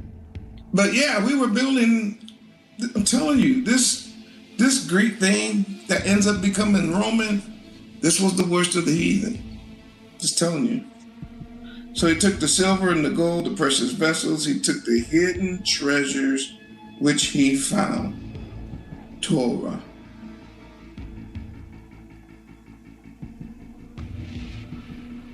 Took our scrolls. Took all our writings. And when he had taken all away, he went to his own land. But he didn't just go with all that stuff. Having made a great massacre, he killed hundreds of us. Why? It's because he wanted to. You have to have a reason. Just kill them all. You see them doing that now all over the world. Everybody can't mention it, but they do it. We're under Babylon right now, but you're watching Babylon in the Middle East right now. They say, kill them all. We don't care. What about their stuff? I don't care about their stuff. They ain't got nothing. Kill them all.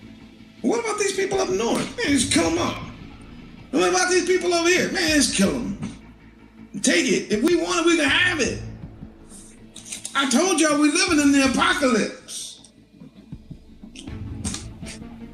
So now when I tell you they stole all our stuff, y'all be like, oh, he ain't just talking. No, I'm not just talking. This is not the only time. We put this in the chat so much, y'all should have it memorized by now. Look at the Arch of Titus. It's been stoned. Them heathens are carrying away our stuff.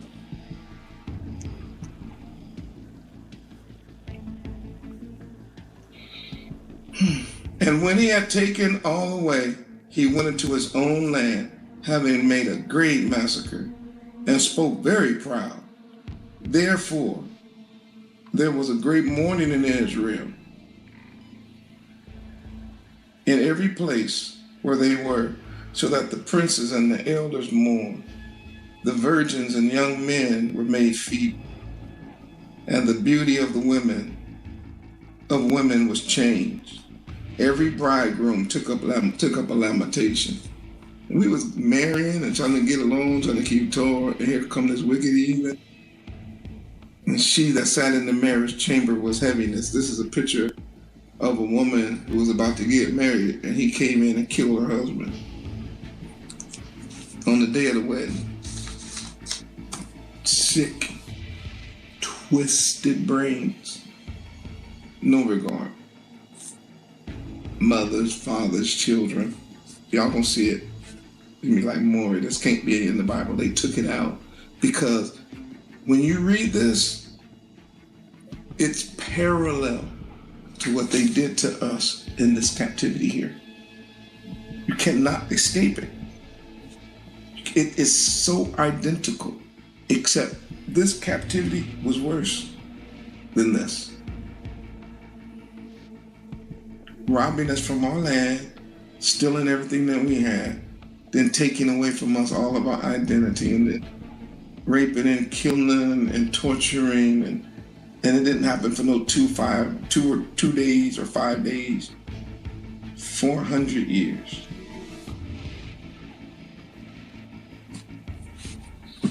This is what they don't want to teach us. They rather tell you about Dasher and Prancer and Vixen and pixie dust and mistletoe, but they won't teach you this. But I've been called. The land, verse 28, the land was so moved. The land also was moved for the inhabitants thereof, and all of the house of Jacob was covered with confusion. That means all of Israel, we was like, what in the hell? We had never seen nothing like that. We never seen nothing like that. And after 2 years fully expired, the king sent his chief collector of the tribute to the cities of Judah, who came to Jerusalem with a great multitude. Wait, what? He came down, stole everything we had, tore up everything, and then killed almost a whole massacre of people. And then 2 years later, they came back asking for money? Taxes.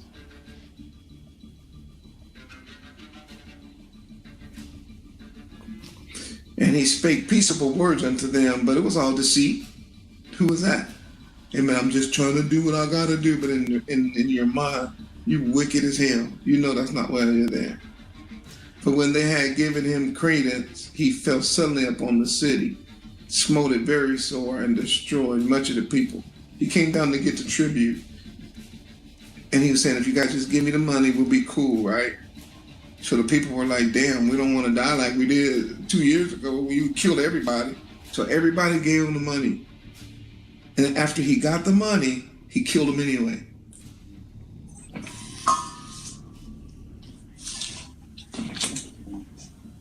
And I thought you said it. Yeah, well, it was being dead. They had never been around people like that.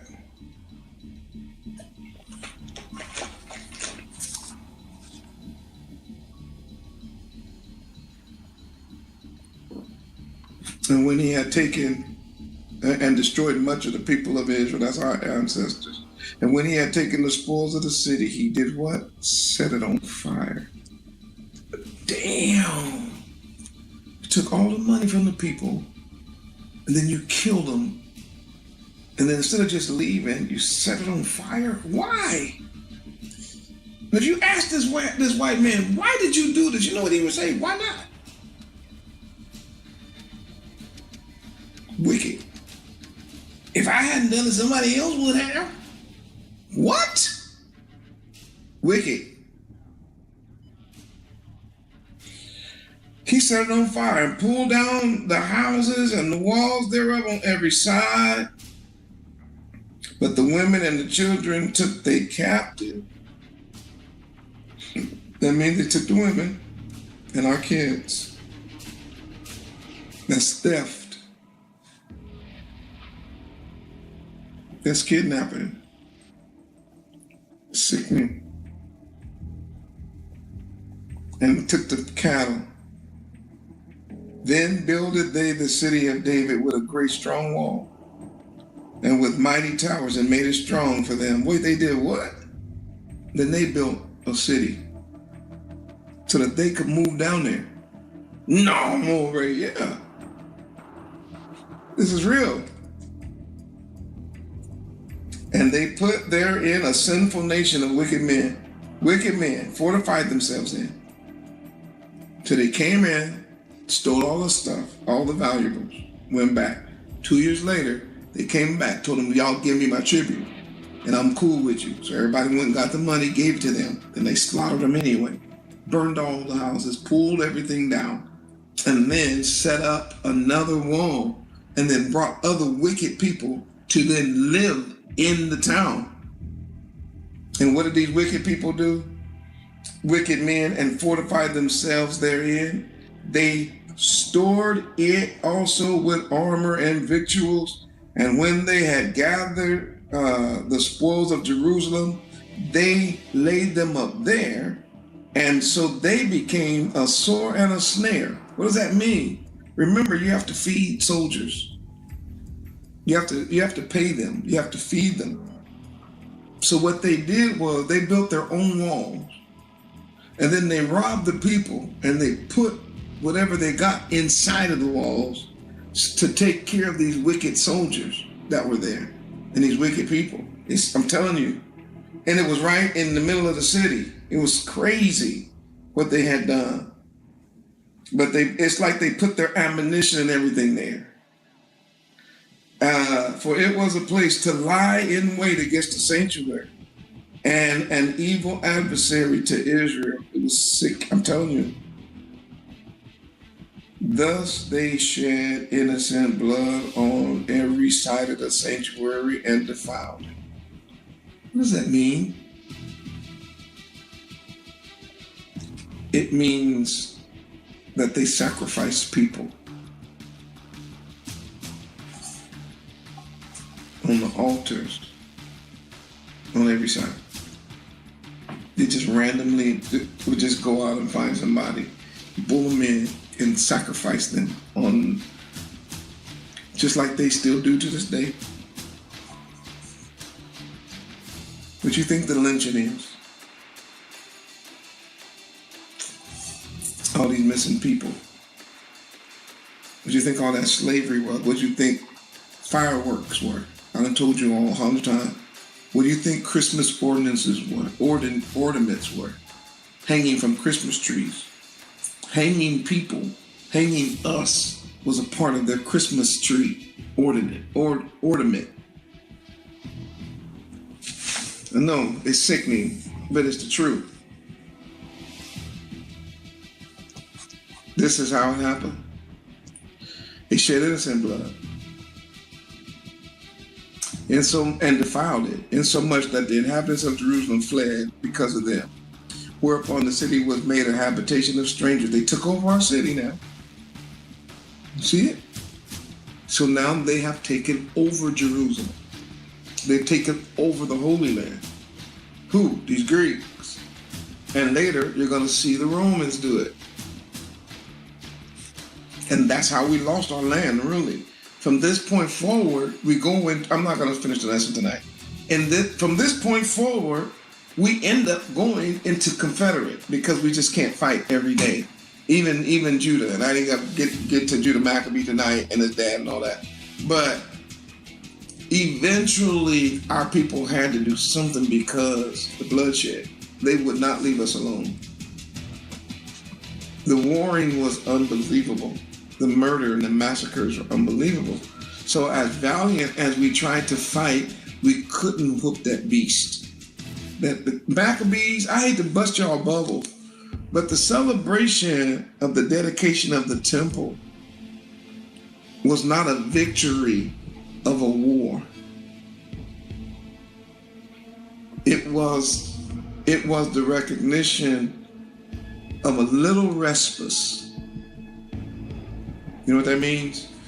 It was the recognition of just a little bit of peace, a little bit of shalom in the midst of fighting and killing and maiming and destruction and innocent blood. It was just a picture of they came back from one of the battles and they saw that the temple was just, they couldn't believe it. And they were like, we got to do something. So they ended up,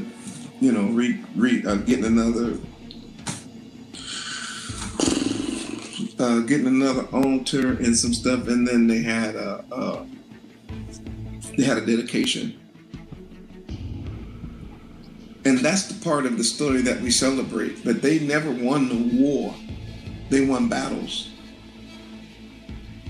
Eventually, Judah dies in battle when you keep reading the story. And one of his brothers, it's a long story, but anyway, once you get down to it, after so much bloodshed and so much loss, our people realized we couldn't ultimately beat all of Europe, especially when Rome took over Greece. When Rome killed all them people and overpowered. Now, I told you them Greeks were some dirty, nasty, wicked people, unbelievably sick. But they only were second to the Romans.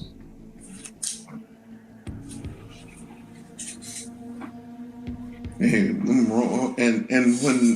the young Maccabee, one of the younger brothers, I think it was one of the younger brother, but one of the brothers, he basically was like, "No, we can't win. We can't beat the beast because we've never seen nothing like this." And I'm gonna close this message tonight, but I wanted to share something with you. The reason why this story was in the Bible between Malachi and Matthew is because it was right here. It's because it explains how we close the book of Malachi with our own king in our own land, right? With a promise. And then we would read the Apocrypha, and we would then open Matthew, and you would find out that during this time, now when Yeshua was born in Bethlehem, wait a minute, hold on. Yeah, it says, in the days of Herod the king. So the Maccabees in this history is the bridge. How did we go from our own king to Herod being a king over Israel? We find out that Herod was appointed by Rome because Rome had whooped, we all find this out because Rome had whooped Greece. So now the Romans are in charge during the time of Messiah. We never did win that battle with the Greeks, and we didn't win it against Rome. I just want you to understand that. What we celebrate is the fact that we stood up against the tyrant, and Abaya allowed us a little space of peace, just a little time to regather, to regroup. But eventually our people had to make a deal with Rome. And when you get to the quote unquote New Testament, now you are seeing us living in this agreement. So there's a contractual agreement between the house of Israel and the Roman Empire.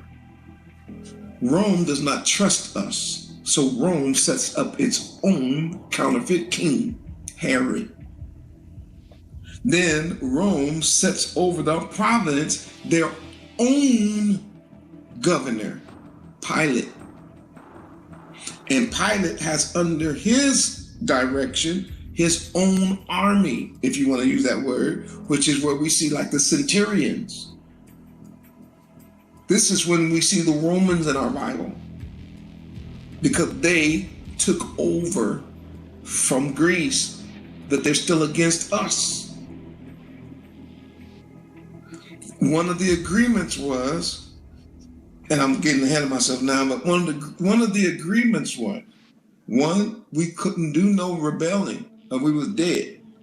Number two, we could not join any other kingdom.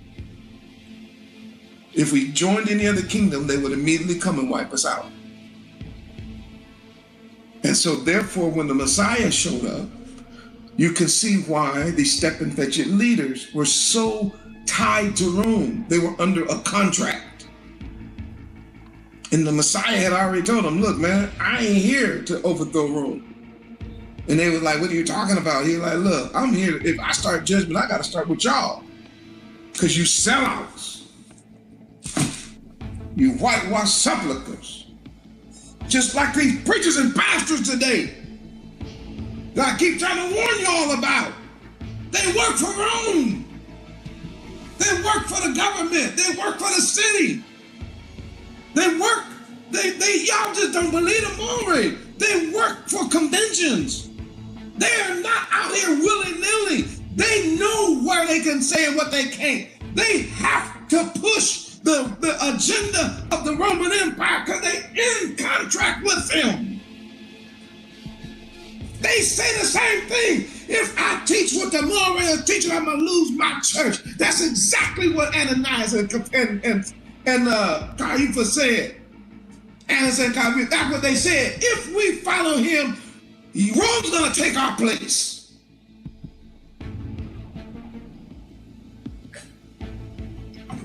So no, they don't want you to know what really happened.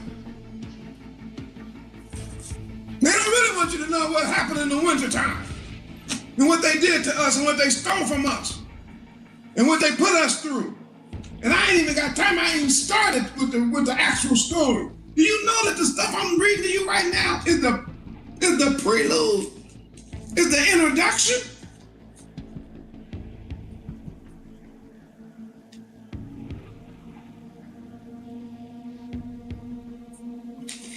What time is it? I'm not going to comment. I'm just going to read. I'm not going to do much comment. I'm just going to read. I'm going to finish this out.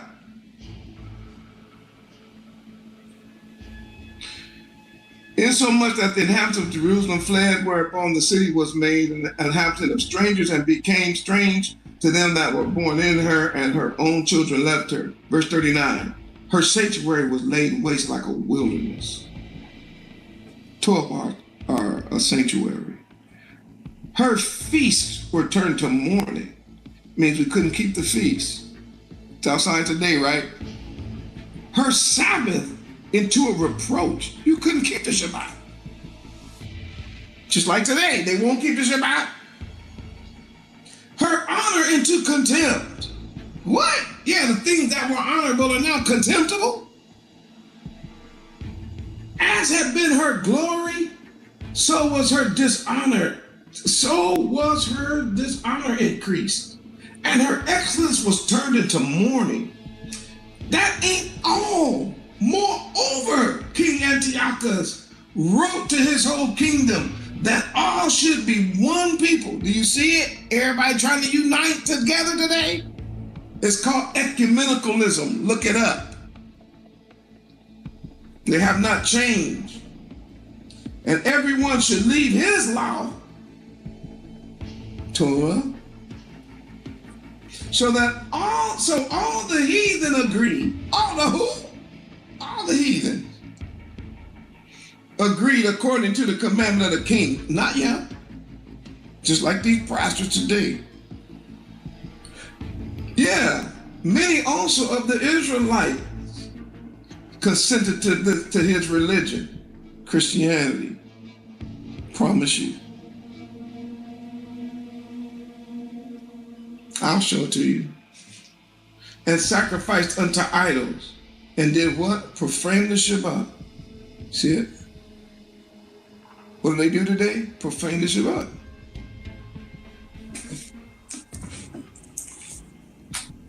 That's why they won't teach you this. They'd rather have you singing to Christmas trees, talking about how lovely are your branches.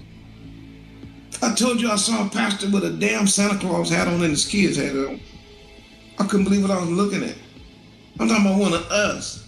I expect the heathen to do that because these are the people that you see today are the children of these heathen. So that's what they do. But to see our people do that today, and I know y'all gonna be like, what do you mean, more man's everywhere? That's not my point. The fact that they're still doing it after I showed it to them. It'd be different if they didn't see it. You say, well, they just didn't know. No, but they know now. Ain't nobody out here, I keep telling y'all. There is no preachers out here and pastors out here today that don't know this now. There is none. Number one, I got 1 million views. I don't know how many people have watched the moral rate. But do you know that there's so many of me out there telling the world this about these people and about this man, about what happened to us. Though the leadership we have today are turning a deaf ear to it. Just like in this day. So now they're not going to keep the Shabbat. It's a reproach. And her honor into contempt. As it had been her glory, so was her dishonor increased. Moreover, King Antiochus wrote that everyone should leave his Torah, his law, so that the heathen agreed according to the commandments of the king. Yeah. Also, many of the Israelites consented to his religion and sacrificed to idols and profaned the Shabbat. They were like, okay, then we just won't do Shabbat. For the king had sent letters by messengers to Jerusalem and the cities of Judea that they should follow the strange laws of the land. Damn. And forbid burnt offerings and sacrifice and drink offerings in the temple. And that they should profane the Shabbat. You see that in there again? And festival days. Do you see it in there again? Why are they so against our Shabbat and so against our feast days? Because it's the covenant. And pollute the sanctuary and holy people. What else did they do? They set up altars and groves and chapels of idols and the sacrifice of swine flesh. Why? Because Torah forbids us to touch the carcass of a swine, let alone eat it. Now, the heathen is not just putting swine flesh on a physical altar. Now he has our people consuming that same swine flesh into the altar of the heart. They're putting it in their life. It's not just the abomination of desolation of a stone pillar inside of a sanctuary. Now it's the abomination of desolation on a heart pillar. And our people voluntarily defile their temple. I told you, I almost preached a sermon and called it, this is where it all started. This is where it started. And now you have our people who are so sold out to swine, they'll cuss you out if you even tell them something about it. And I bring it up all the time because I know it's an irritation. But the reason why I bring it up because I know it's also in the scriptures. And I know that that's what the heathen is doing. That's one of the things he's doing. He makes sure that his feast days, his holidays, right, all have to evolve around that pig. He's getting ready to do it in a minute. But that pig is going to be on that table. And he's going to make you eat it. But at this time, he was just putting it on the, he was polluting the sanctuary with it. And unclean beasts. I'm almost done. That they should leave their children uncircumcised and make their souls abominable with all uncleanness and profanation. Why? Why would they do all that? Verse 49. To the end that they who us might forget Torah.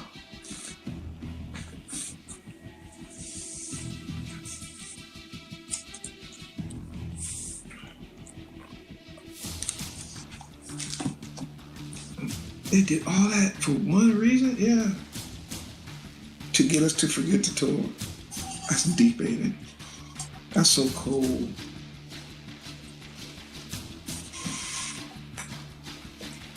They took this story out of the Bible. They took these books out. Why? Because it looked like them. But it is them.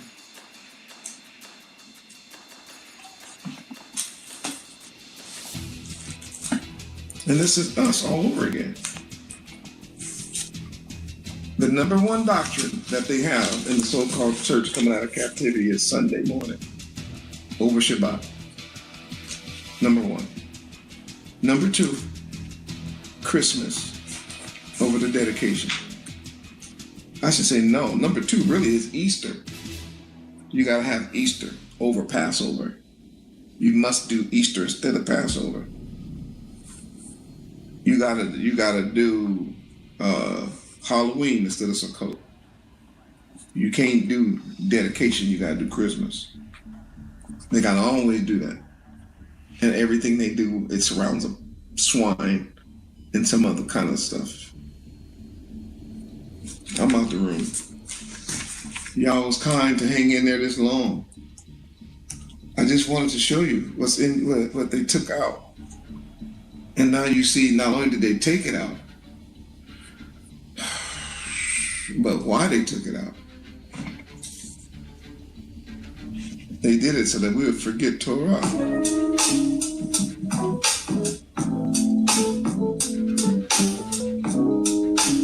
But what they didn't realize, Zion, is that they don't have the final say. They didn't realize that we are under a covenant that our Messiah ratified with his blood, which means that everything in that covenant is going to come to pass, including the remnant waking up out of this mess that we're in, leaving all of this wicked foolishness and turning back to our King. Part of the covenant is our waking up in these last days and our return to him. Now watch. I told you that they didn't fight that battle, right? They didn't win. But the battle will be fought.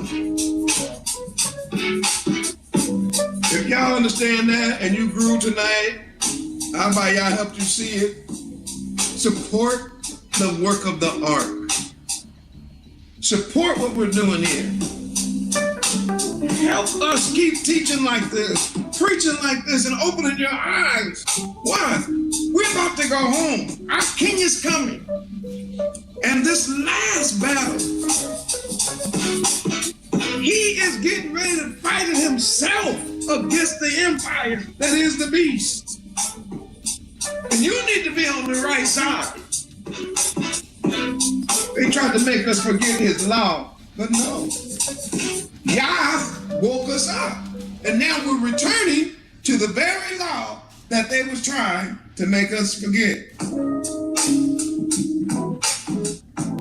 And let me tell you something, all you Antiochus Epiphanes and all you so-called Alexander the Greats and all you Caesars and all you presidents and potentates, woo, when our King come back, it's gonna be hell to pay. For you dare lay the finger on the apple of his eye. You touched us. You in trouble. And look, everybody get out of Babylon. Forget about all that wickedness they trying to give you it. And let's turn to the Torah. Don't let them win. I gotta go put a 1 million in the chat. I do appreciate all of you putting 1 million in the chat. Please just letting the world know, yeah, we saw it in a different light tonight. Thank you, administrators, for hanging in there. Once again, support the work of the art as we continue to support you.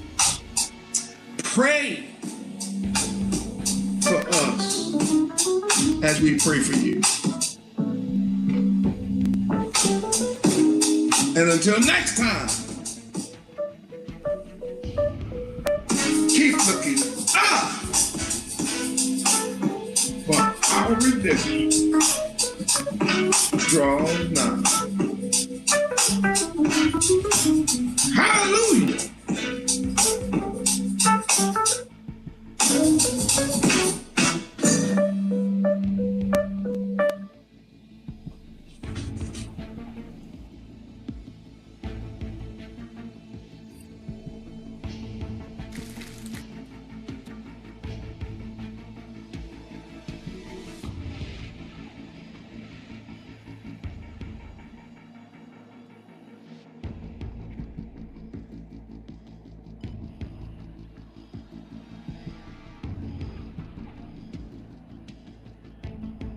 God!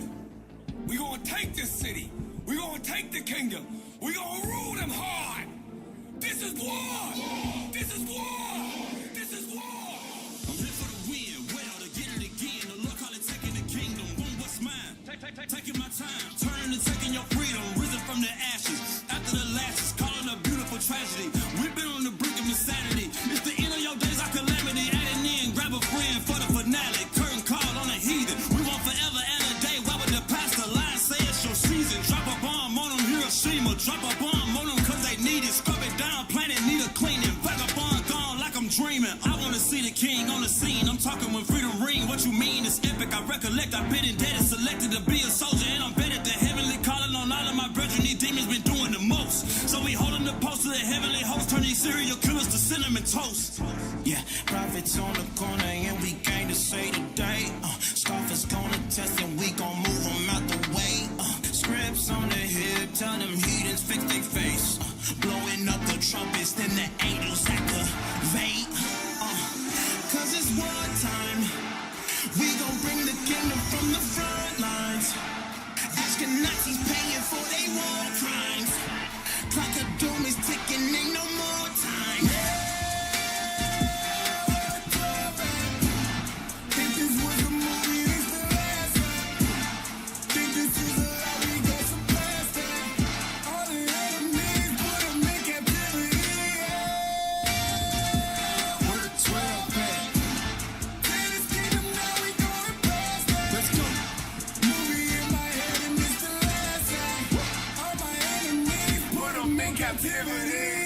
Hey, and I want my foot on their chest. Hey, I want my foot on their neck. Hey, let them know I got the best. Hey, 12,000 times 12,000, 144K to your leg. Hey, ready to punish the heathen for all of their scheming. No dreaming, no screaming. We gotta get even. My anger on feeding. They back gon' be bleeding. I'm reading and preaching the word till there's no breath.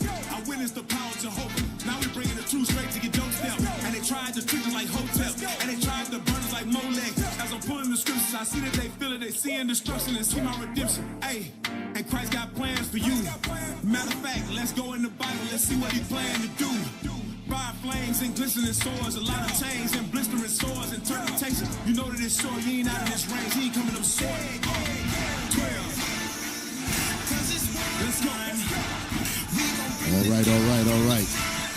Got 1 minute, 1 minute. Just want to make sure that we are getting ourselves together. We want to start on time. That is what we have to practice, being on time with things, okay?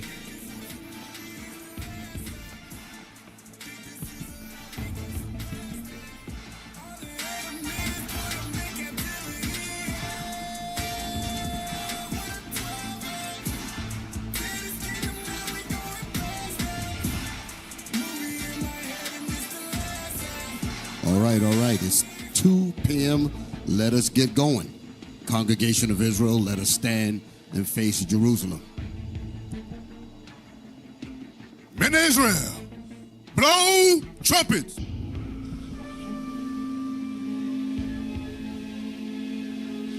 Trumpets down. The book of Ecclesiastes, chapter 36, verse 1. Have mercy upon us, O Lord God of all, and behold us, and send thy fear upon all nations that seek not after thee. Lift up thy hand against these strange nations, and let them see thy power. As thou hast sanctified in us before them, so be thou magnified among them before us, and let them know thee as we have known thee, that there is no God but lukewarm. Do you think I'd rather you cold or hot? Y'all all right? Revelation 3:15, I think it is.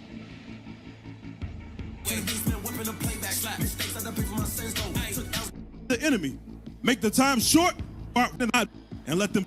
Nation of Israel, let us stand. Israel, blow trumpets down. The book of Ecclesiastes, chapter 36, verse 1. Have mercy upon us, O Lord God of all, and behold us, and send thy fear upon all nations that seek not after thee.